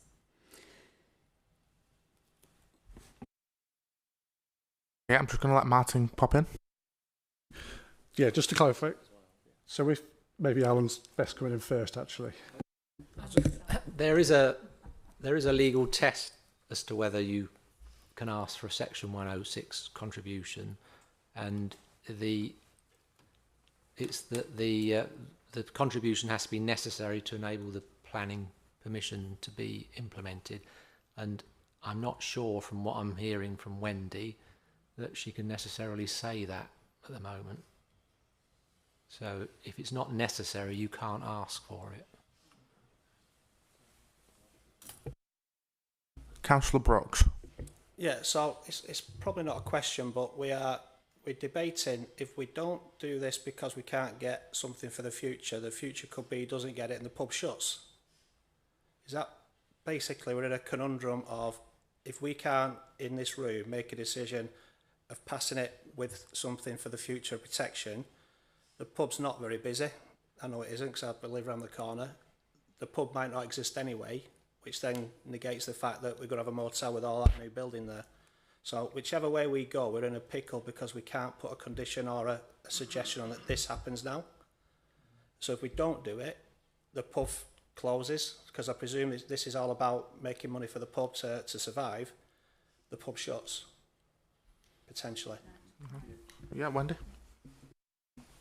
So based on what you've just said, if it's just the motel that we're looking at, and again, I've looked at it from the point of view that the customers from the pub are likely to use the motel as well and be customers of both. I don't think that an additional, how many bedrooms? I've just got, I do apologise, I've got a complete blank on the number of bedrooms. 28, but I'm writing it down. 28 bedrooms. 25 spaces. Will create a problem where we need the additional parking restrictions. Okay, Councillor Harrison. Thank you. Alan, is it that you can't ask for it or that it's just not recommended because it can be refused because some developers are amenable and maybe will... We're required to follow the planning legislation and we're not allowed, you can't ask for it basically. I mean, even when we have cases where developers offer us and we have to say no, we can't accept it because it's contrary to the policy. I'm going to let Martin come in and then I'll bring back Councillor Brooks. Okay, thanks, Chair. So it's just a bit unusual here. So we've just been trying to think about a way that might provide a bit of a solution to this problem. So one option... Councillor Hobin, you're not a member of the committee. One option we've got, if just for aiding the debate, if I can get my words out, is we could have a condition, an additional condition, that required all of the parking spaces identified on the plan to, be firstly provided before first occupation of the development as extended, and always be made available. So, in other words, not prevented in any way from being used or being used for other purposes, storage, whatever it might be, just to maximise to make sure there's always 25 spaces available at all times. Councillor Brooks, do you want to come back in? Yeah, so you've said that we can't do that today, and I think you mentioned that it's after a quick decision because it took time, but if we was to refer it today, could that be put in for the next meeting anyway? So you're asking if we could defer it and assess it again at the next meeting?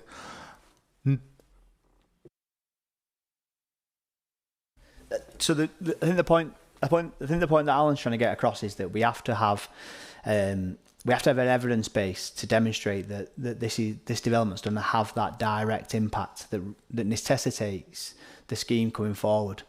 Now, currently, on the evidence base that we've got in terms of Wendy's professional opinion and the consultation is that we as local officers don't have that evidence base to seek contribution towards creating that parking scheme because we cannot identify that this development's going to have that harm. So we would be remiss seeking funds for that scheme when we can't evidence base it.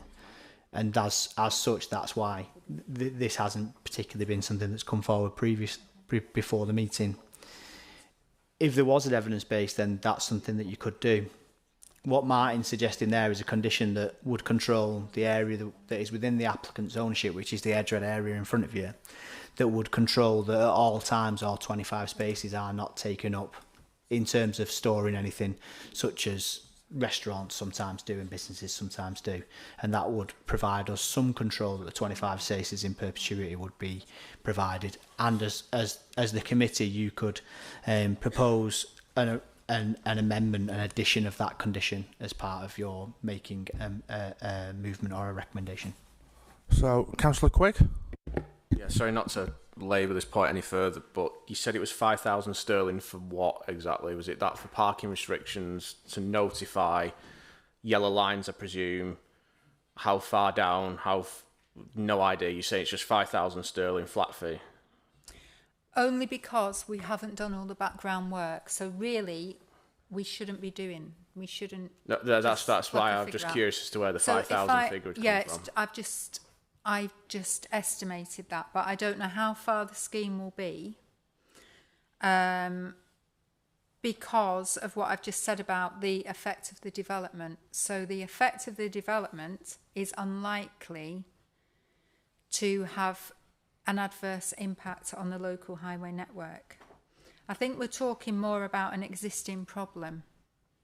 So I'll let... I've really got brain fog. I can't remember, you know. Councillor Charters discussed that a little bit in the moment. But so I'll just answer your question hypothetically. If we were requesting a Section 106 contribution payment for which is mitigation work, so waiting restrictions, we'd be that figure, and it would be more.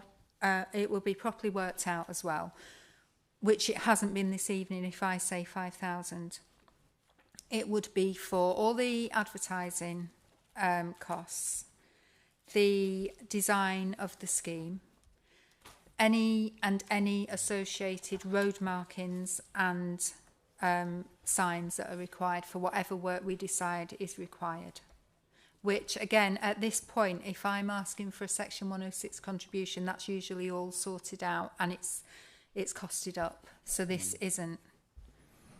So what Wendy was trying to say when she said about me speaking then was, I think a way forward for this would be that separately to the decision made today, all three ward councillors go away, speak to the pub, speak to residents, speak to highways, and look at the problem as it is now.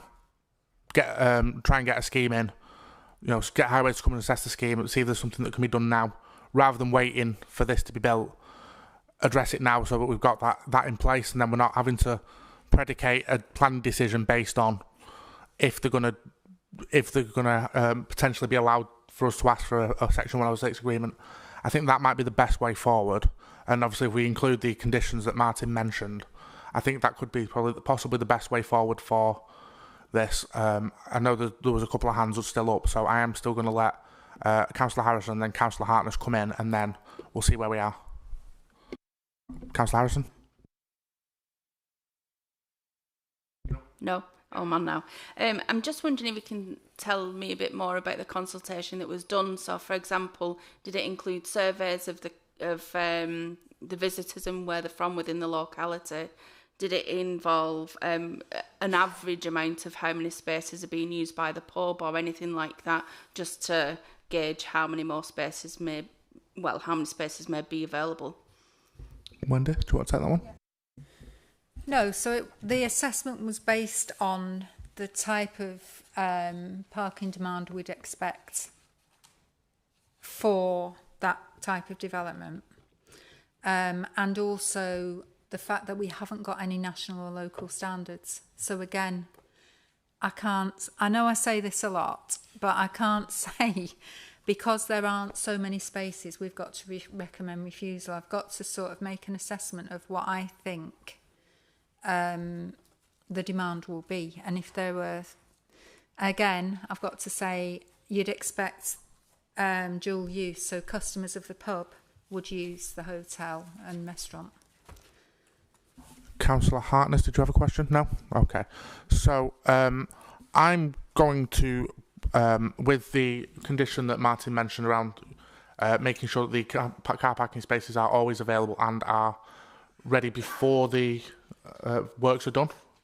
Yeah, before it's brought into use. Before the hotel is brought into use, that the car parking spaces are there. I'm going to propose that as a for approval with that condition. Wendy, yeah? Just to strengthen that, I think we usually ask for a construction management plan. Mm-hmm. I don't know if there has been one asked for in here, because it's not just... No. Right, so we could add a condition for a construction management plan, and it could be highways focused. Usually highways is just a small part of it. And it could be like a phasing plan so that we know that the parking spaces or a proportion of the car park is always available during the construction period if the pub's still open. Because if they completely take over the car park for construction works, or if the pub's still open, that's going to create a problem as well. Is that all right? Okay, so with what... Oh, Alan? Yes, just to further to my last comment, I've actually found the sentence in the latest version of the National Planning Policy Framework, which came out this week, that deals with this. It says, planning obligations should only be used where it is not possible to address potential unacceptable impacts through a planning condition. And I think obviously you've heard Martin suggesting a condition that can address the issue. So really it isn't feasible to have a Section 106 contribution at all.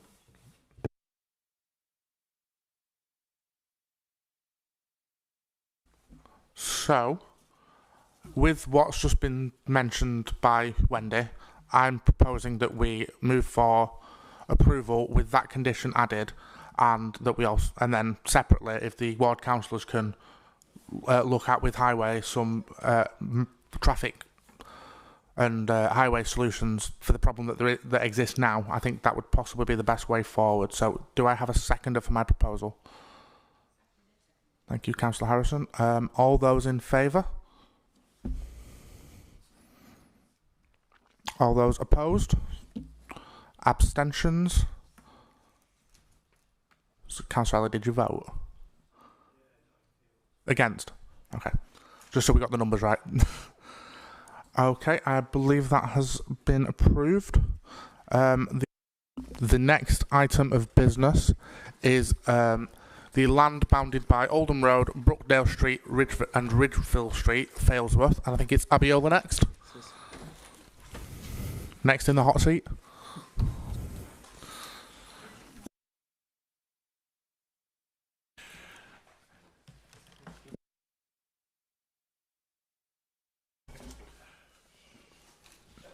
Chair, do we have the objector and applicant for this one? I think it's on the list. I'm...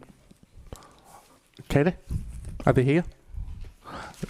Is there anyone here who's to speak on the on item 10, which is the land at Oldham Road, Brookdale Street and Ridgefield Street? I think we've got a Martin Lightbound and a Chris Twist down. Martin or Chris? Do you want to just come through to the... Katie will show you where you're going. Good spot, Garth. I was going to ask for them and then see them there.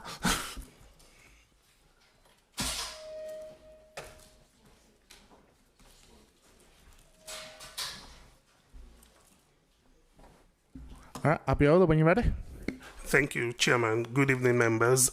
So this application is for a residential development of a total of 28 dwellings on a site just off Oldham Road in Failsworth. The application is before committee tonight because it's a major development. On the screen there is the site location plan showing the site edged in red. To the north of the site is Oldham Road, and then to the south is Brookdale Street. And we have an aerial view of the area, just showing the context. As you'll see, it's pretty much a mix of commercial and residential development in the area.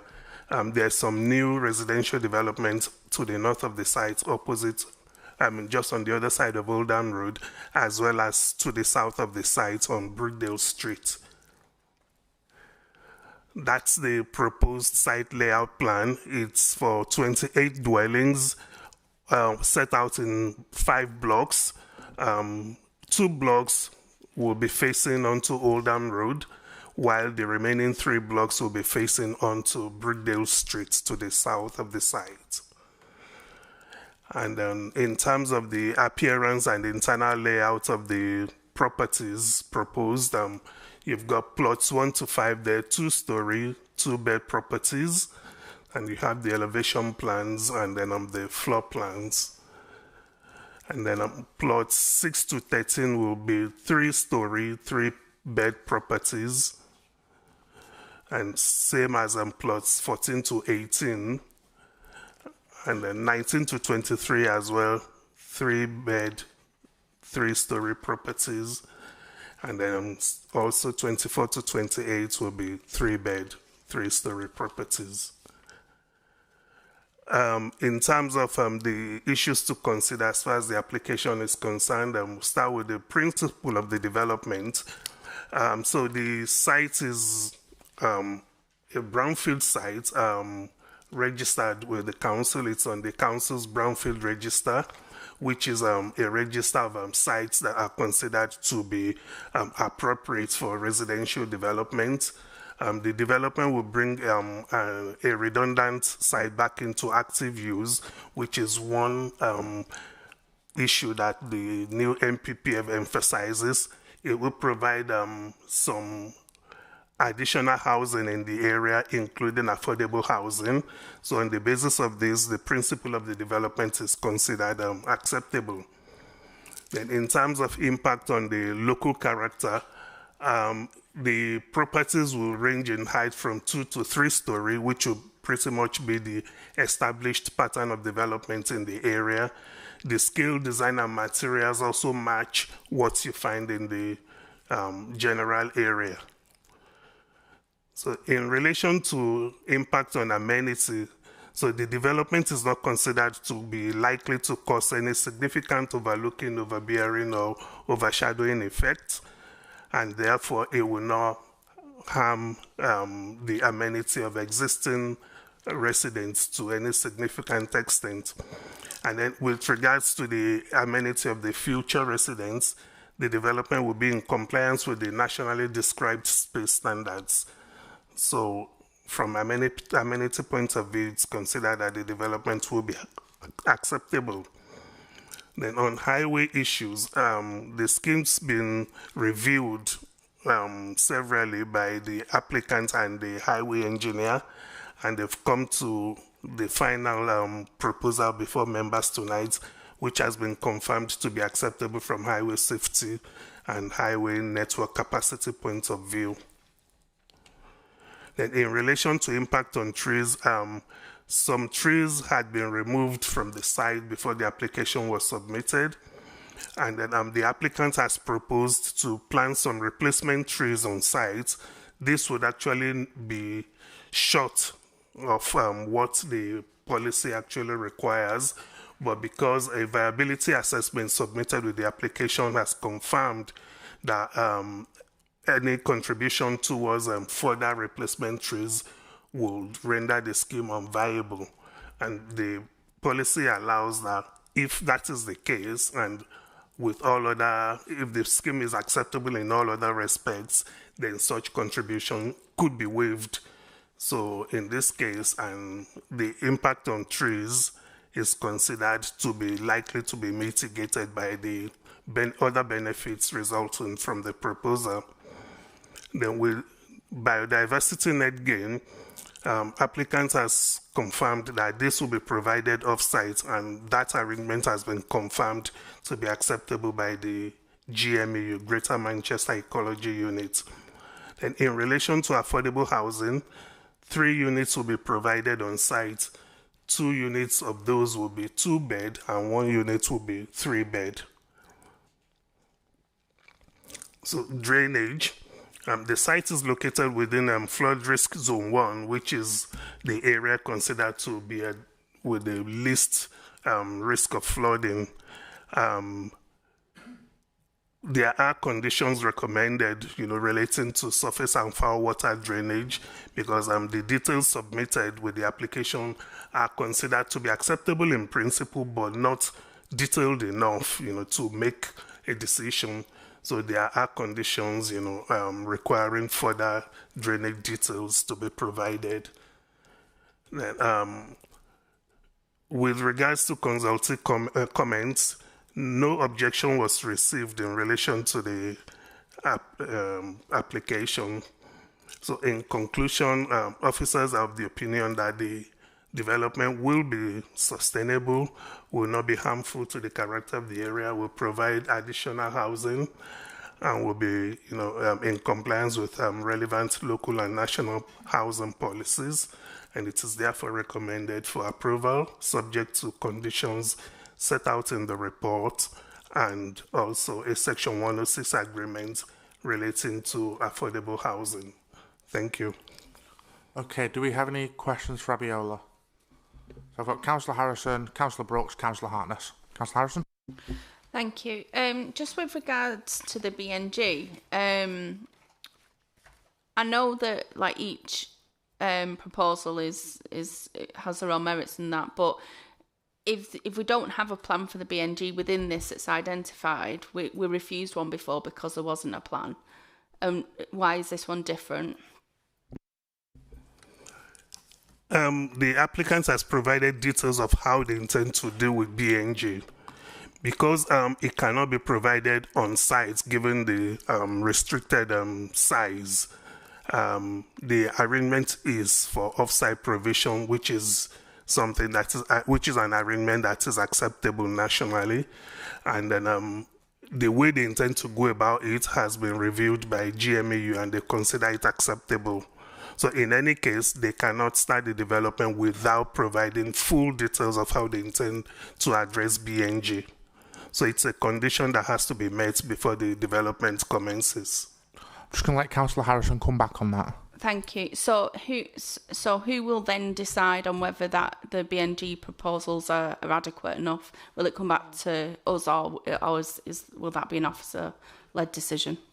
It will be dealt with by way of a discharge of condition application. So it will be determined by officers and relevant consultees. Councillor Brooks?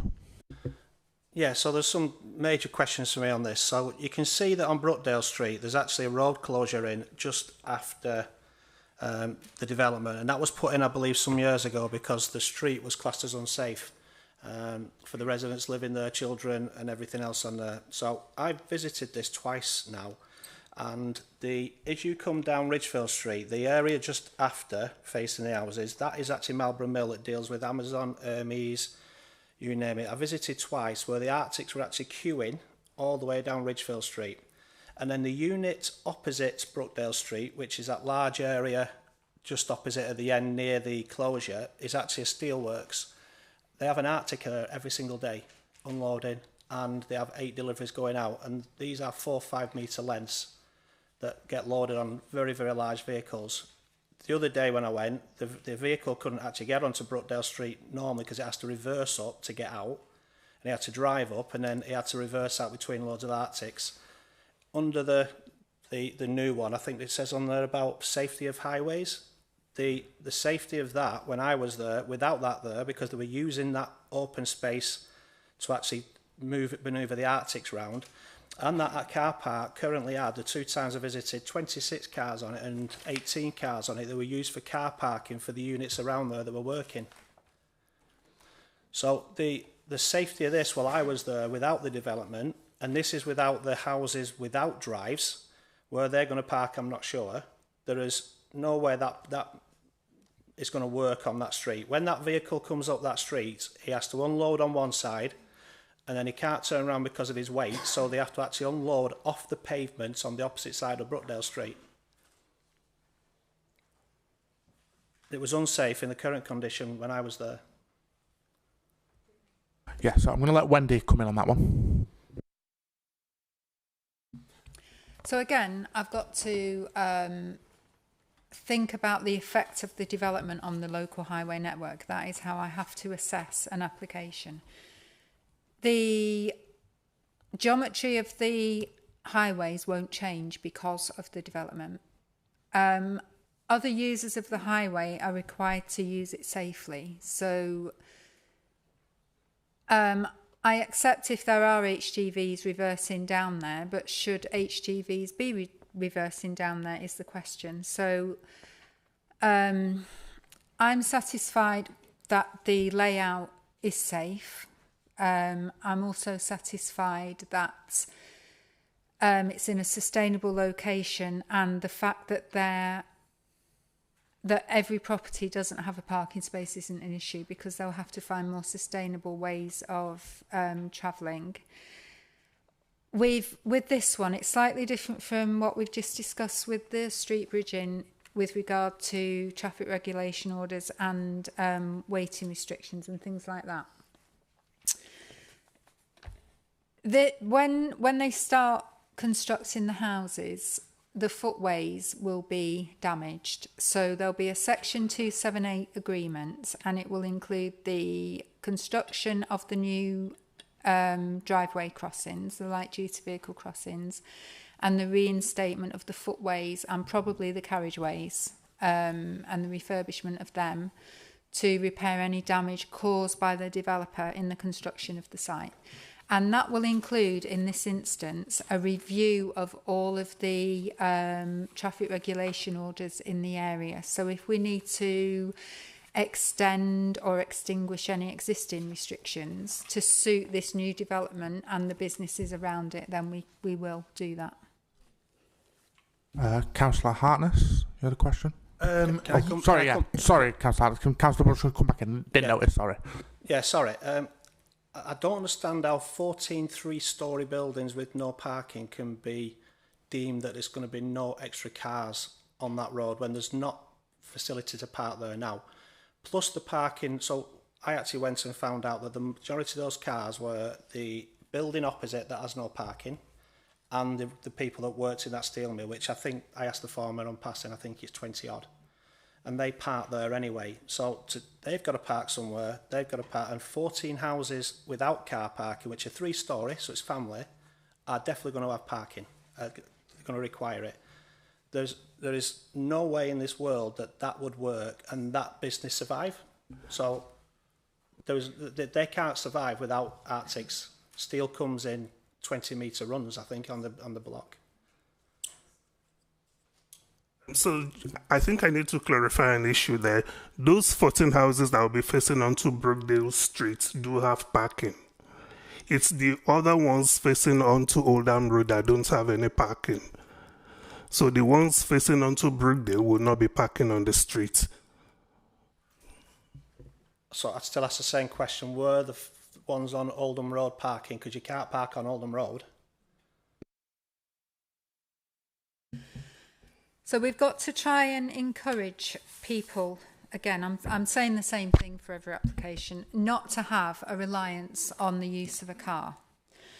I'm not saying that none of those residents will drive. They will require somewhere to park, so they'll be required to find somewhere safe and legal to park in exactly the same way as any other user of the highway. So the people that use the industrial uses, the workers, they're also required to find somewhere safe and legal to park. If we allow, again, we haven't got any local or national parking standards. This is in a really sustainable location, so any future resident, and not everybody does have a car, they will make the choice about residing there in the first place, but also they'll know that there aren't any parking spaces on the properties that face Oldham Road and one property on Brookdale Street because it was too close to the junction for us to allow a driveway to be put there. They've got access to public transport, buses and the tram. Access within walking and cycling distance to a wide range of amenities. So when we look at the review of the traffic regulation orders in that area, we'll ensure that if we think there's going to be a problem, for instance, with people parking on the junction, we'll provide junction protection. So we'll put double yellow lines on the junctions and things like that. Can I also add, because I don't think it's always apparent when we sit here at committee, the application, the drawings that you're seeing now are different to what came in with the original application because we then work with the applicant to make sure that I'm satisfied on behalf of the local highway authority that we're getting something that we're happy with and that can be used as safely as possible. I'm very aware that Councillor Hartness has been waiting very patiently, so Garth? Sorry, Chair. Yeah. So I've just looked obviously the affordable housing. They're not going to provide the amount of affordable housing they. So he wants to rely on that. They're not going to provide what Section 106. Not providing the biodiversity net gains required. Trees, cut down the trees, and they're not replacing those as they should. The ecology report says that there's possibly going to be badgers, hedgehogs, bats, breeding birds, all using that site. Now, looking at that, what's on there as well, you could easily fit a number of trees in there for a start. Therefore, I've got a lot of concerns on that ecology grounds. Is there anything in terms of conditions we could put in to alleviate some of those concerns? Abiola? Yeah, there are conditions, to enhance biodiversity on the site. The layout you have on the screen there actually includes provision of about 26 trees. They're removing about 28, but they can only plant 26 on site. But because our policy requires a replacement ratio of 2:1, that's why there's a shortfall. And we are assuming that the BNG that would have to be, met before the development commences would mitigate this shortfall in number of trees provided. Councillor Quigg? Yeah, quick question, Wendy. Does this comply with the MPPF in terms of highways? Yes, because the assessment that I make, I have to take the MPPF into account, but I have to also make sure that the local highway authority is happy with, in the future, continuing to maintain that part of the highway network. And that Paragraph 116, paragraph 114b, you're absolutely certain on that?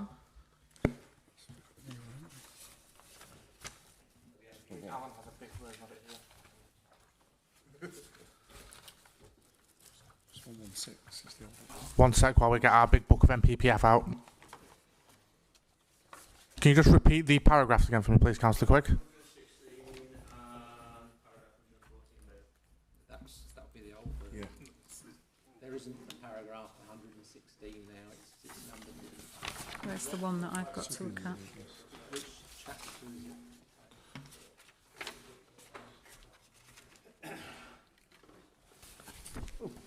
That's good, it's in the late list. Yes, it is in the late list. It's okay, it's in the late list where we're getting this. TR6. Yeah, that's what I'm looking at. It's policy TR6. So I'm confident that I am complying with the MPPF. Do you want to talk from a planning perspective, or do you want me to carry on? Carry on. I'll chip in if I need to. Okay. So, do you want me to go through each section of the new MPPF with TR7? You get into the relevant sections, yeah. Well, TR7, yeah, I'm not going to read the whole. Right, so it's quite long-winded, but it's what I do every day, and I've been doing it for quite a long time. So development and I think we're talking more about highway safety at the minute, so this isn't completely relevant because this is more about the generation of traffic rather than if you're saying that layout isn't safe. So development proposals that are likely to generate significant amounts of movement, which this one isn't because it's only 28 houses. So I'll do it more quickly because it's not as relevant. A transport statement or transport assessment, a travel plan, and then it talks about transport assessments and statements and travel plans should reflect the transport vision for the development and the transport strategy for the area in which it's located and how these are intended to be achieved. So even though that relates to a development that will create a significant amount of traffic, I still make that assessment. I make that assessment even on light duty vehicle crossings that people apply for on a classified road. So it's intrinsic within everything that I look at when I'm looking at the impact on the highway network of a development. in assessing movement patterns and potential impacts, including whether they are considered to be severe, which in this case they're not, reasonable future scenarios should be considered, taking into account impacts at relevant times of the day. So again, we're talking about traffic generation, not the highway layout here. And the fourth point in TR6, development proposals, and this is the most important part. Development proposals should be refused if they would have a severe adverse impact on the transport network in terms of capacity and congestion, including cumulative impacts, which this doesn't because it isn't a big enough development, or an unacceptable impact on highway safety, which in my opinion, again, this doesn't apply here because we've made sure that the geometry is acceptable in terms of highway safety, taking into account any mitigation measures proposed as well as any wider network improvements. Again, not relevant here because not enough traffic is going to be generated. This applies both during the construction phase and following completion. So during the construction phase, we'll have a construction management plan, which I mentioned before, to make sure that there isn't. So the things I look for are things like wheel wash facilities and road sweeping to make sure there isn't, or that we can enforce against deposits of mud on the highway. Things like delivery times of materials during the construction period so that they don't conflict with any other existing uses on that highway. So that would include, not in this case, but I'd look at things like schools and things like that. So we'd look at the other businesses maybe for this site. And the phasing of the work so that the plant and materials are stored within the site in a compound, but also parking for contractors doesn't take place on the local highway network. Councillor Brooks, I believe you have a question. Yes, so might have misunderstood. So we don't take into account any other highways, but we're putting 14 cars there on that drawing, plus the 20 average that was using the original car park now, which is for the workmen and the people living opposite that don't have car parking, plus the Arctics that I recognised in an hour, which was 6 plus 3 vehicles unloading. That seems like quite a lot of highways activity on a small road that's actually a dead end. Does that make sense from my point of view on the 14 cars we're actually adding an additional one when that road's actually been closed already without that housing there because of cars on that road? Wendy? Yeah, so again, it's the effect of that development on what's already there. So that highway layout operates efficiently and safely now, and the addition of, well, the 14 on Brookdale Street won't change that. There'll be additional movements, and also we can't refuse something because there's no longer a car park there for that isn't associated with a business. So taking the example before of the street bridge, that car park and the parking spaces are associated with the use of the pub, the hotel and the restaurant. And we're going to put a condition on saying those parking spaces have got to be made available at all times for users of that development.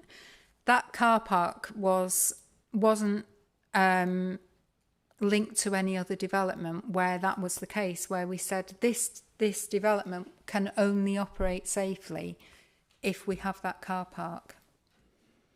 So we can't say because the car park that is used by all these other users isn't there anymore, we've got to refuse this application because we can't do that. I've just got to assess the safety of this application and the effect this will have on our highway network. So we'll let Councillor Brooks come back and then we'll move on. So, fully understand that impact, but we've just talked about the other one, about the impact of losing businesses in Failsworth and trying to get a motel where we need that business. The health and safety of that wagon unloading there and wagon loading will be, they couldn't do it because them cars couldn't reverse off that drive on any of them houses when they're loading that in the morning. So whilst we're looking at the new housing estate, how do we look at the existing businesses and how that affects them, and can they actually operate with that development there? I don't think they can, because they can't do it now. They're actually loading on the pavements at the moment, but they've been there a long time. When it was a nightclub, the nightclub was only there in the evening, so it didn't have an impact on them. So how do we then associate the building there? Because I know when I was there, one of the vehicles on the house there had to wait 20 minutes for the vehicles to move. The houses opposite Brookdale there, you had to wait 20 minutes, but I gather they do that most mornings because he weren't really kicking off. He just sat in his van waiting to get access. So we've got to understand, we've got to look after that industry there as well. You probably aren't going to like the answer that I'm about to give, but I'm only here to look at the impact of that development on the highway network. I can't look at protecting the businesses that are already there. That's for somebody else to do. Just before we move on, Martin, is there any planning stuff there you want to add in on that? Not specifically. I think it's just highlighting the fact that the threshold for obviously refusing something on highway safety grounds is very high, as was the case previously with the MPPF through paragraph 116 that's been carried through to the new version. The threshold is still severe, and I think what we're saying to you here is that we don't think that impact is severe. Okay, thank you. So we're going to move on at this point. We can obviously more questions later on. We do have I think it's the applicant here, Chris? Yeah? So, Chris, you'll have 3 minutes to speak. Katie will let you know when you've got 30 seconds left, and then when your time's up as well. So, whenever you're ready. Okay, thank you. Well, good evening, members. Thank you for the opportunity to speak this evening. I brought some notes with me. So City Shape is a specialist property developer focused on delivering good quality housing and creating positive outcomes for communities in which we work. We manage projects from land acquisitions and planning through to construction and completion. What distinguishes City Shape from other developers is that we reinvest 50% of all our profits from housing developments back into social enterprises, including initiatives supporting people experiencing homelessness. The Failsworth site is exactly the type of opportunity we seek to develop. It is a long-standing brownfield site in a sustainable location, close to existing homes, shops, public transport and local services. Our proposal will deliver 28 new family homes, including 3 affordable homes, together with gardens, landscaping and appropriate parking. We have invested considerable time, resources and cost assessing whether this development site can realistically be developed. The scheme of 28 houses can look fairly straightforward on paper, but trust me, it isn't. There are significant costs, risks and abnormal works associated with sites such as this. We have carefully tested the scheme with agents, registered housing providers and professional advisors. The viability assessment for the findings of which have been agreed with the council's own assessors reflect the reality of today's challenging market where developers' margins are under considerable pressure. Despite those challenges, City Shape remain committed to delivering the 3 affordable houses within the scheme. We are prepared to work with tighter returns because we believe this site is worth bringing forward and the wider benefits justify the effort and investment required. Throughout the design process, we have carefully considered highways, drainage, ecology, landscaping and the relationship with neighbours and properties. Our aim has been to create a development that feels part of Failsworth and makes a positive contribution to the area. Remember, this site has remained derelict for 13 years. Today is an opportunity to change that.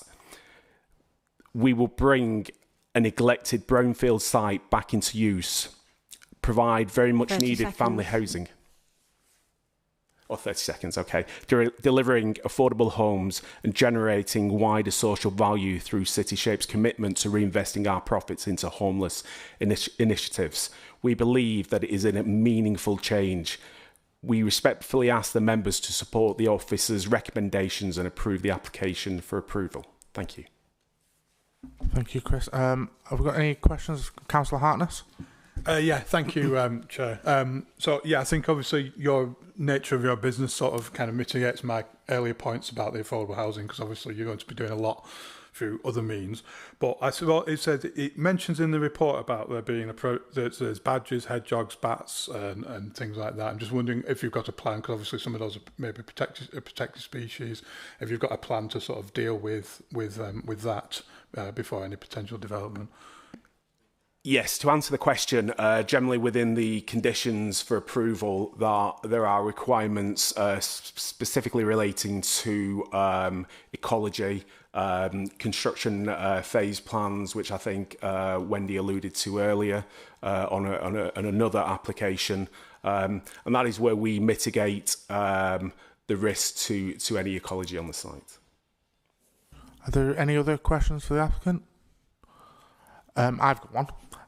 Just in terms of the 3 affordable housing, what sort of tenure are we looking at there? Are they going to be going to a housing provider? Are you going to be offering, what's the scale deal with? Yes, we are in early discussions with housing associations to offer those units, yes. Brilliant, thank you.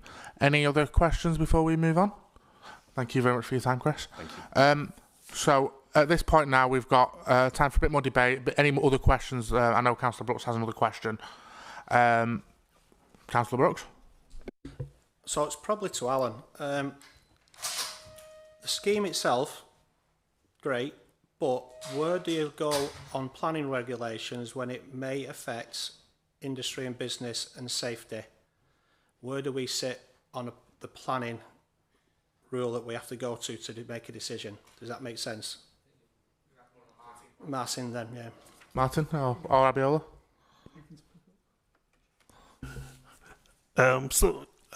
We have to weigh benefits of a proposal against harm before making a decision.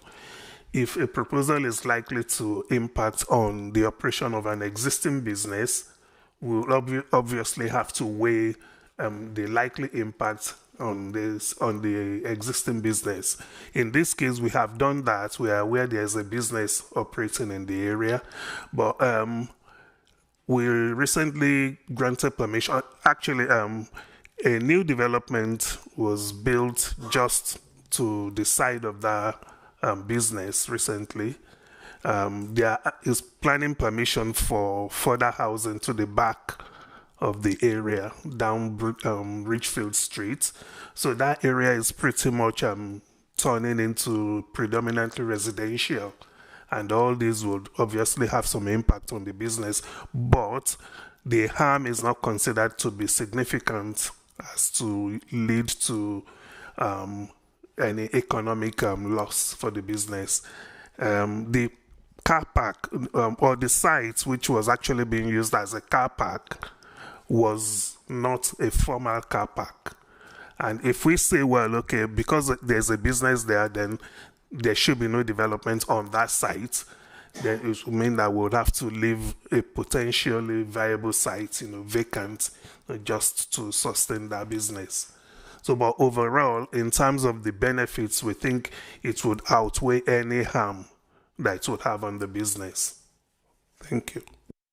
Is there anyone else? Anything else? Have we got anyone who would like to make a proposal? Councillor Hartness? I'll move it to be approved. Have we got a seconder? Councillor Harrison? You were both at the same time, so... okay. All those in favour of approval? All those against? Any abstentions?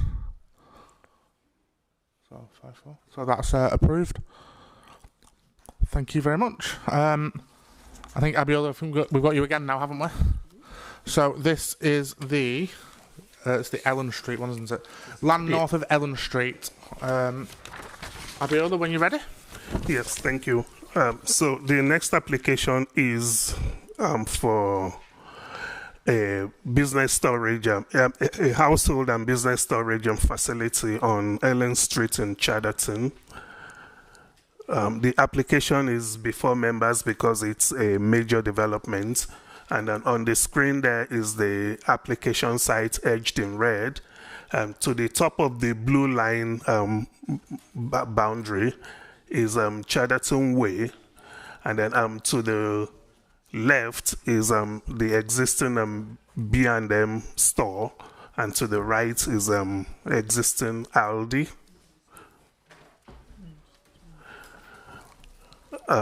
That's an aerial view, just showing the character of the area. This is the site here where my cursor is. This is the existing Aldi, that's the B&M, and this is the car parking area serving the developments on site at the moment.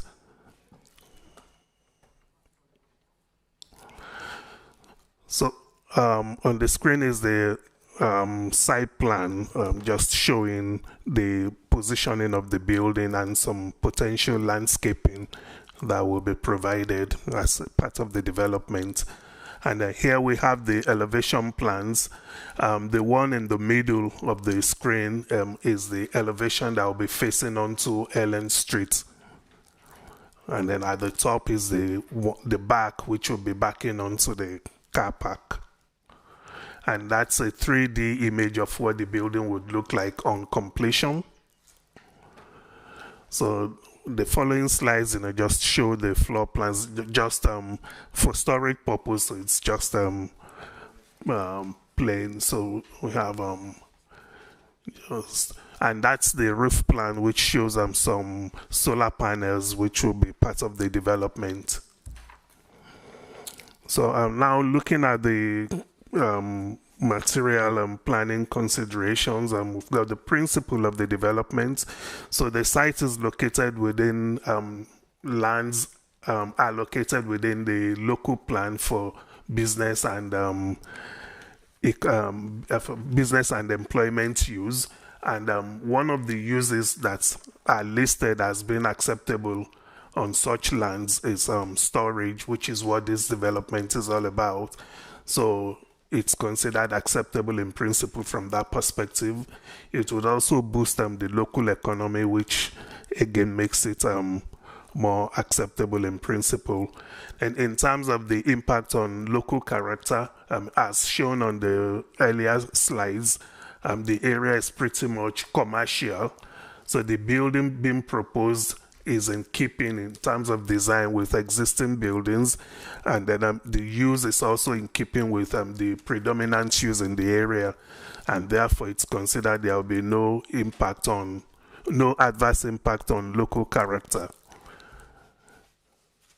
And, in terms of amenity, the building, by virtue of its location, would not lead to any overbearing or overshadowing impact on neighboring properties, and it's also well separated from neighboring dwellings, and therefore, because its immediate surrounding uses are also commercial, the impact will be minimal and acceptable.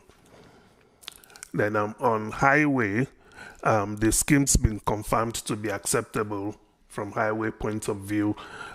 It's a site that had planning permission for 3 commercial units previously, but which were not built out.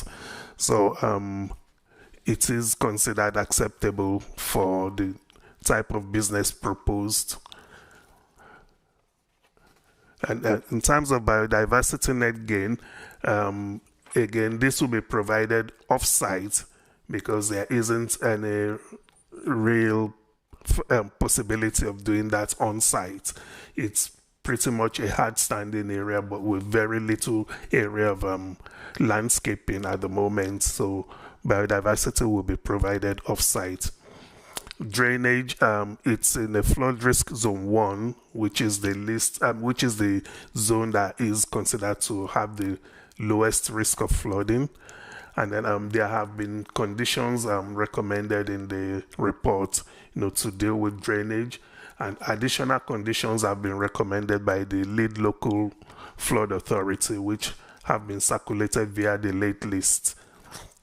So with no objection from consultees and taking all other material considerations into consideration, officers are recommending the application for approval. subject to conditions set out in the report. Thank you. Okay, have we got any questions for the officers? Nope. Okay, I understand the applicant is not going to be speaking. So, do we have any proposals? Or does anyone want to say anything? Councillor Machine? Do we have a seconder? Councillor Brooks? All those in favour? All those against? Abstentions? Don't know why I bothered. That's approved. Thank you very much, guys. Last of list, we've got the late list. Martin would... Sorry, planning appeals. Sorry, not late list. I always get them wrong. Okay, thanks, Chair. Just very quickly, no decisions needed on this item as usual. It's just for information.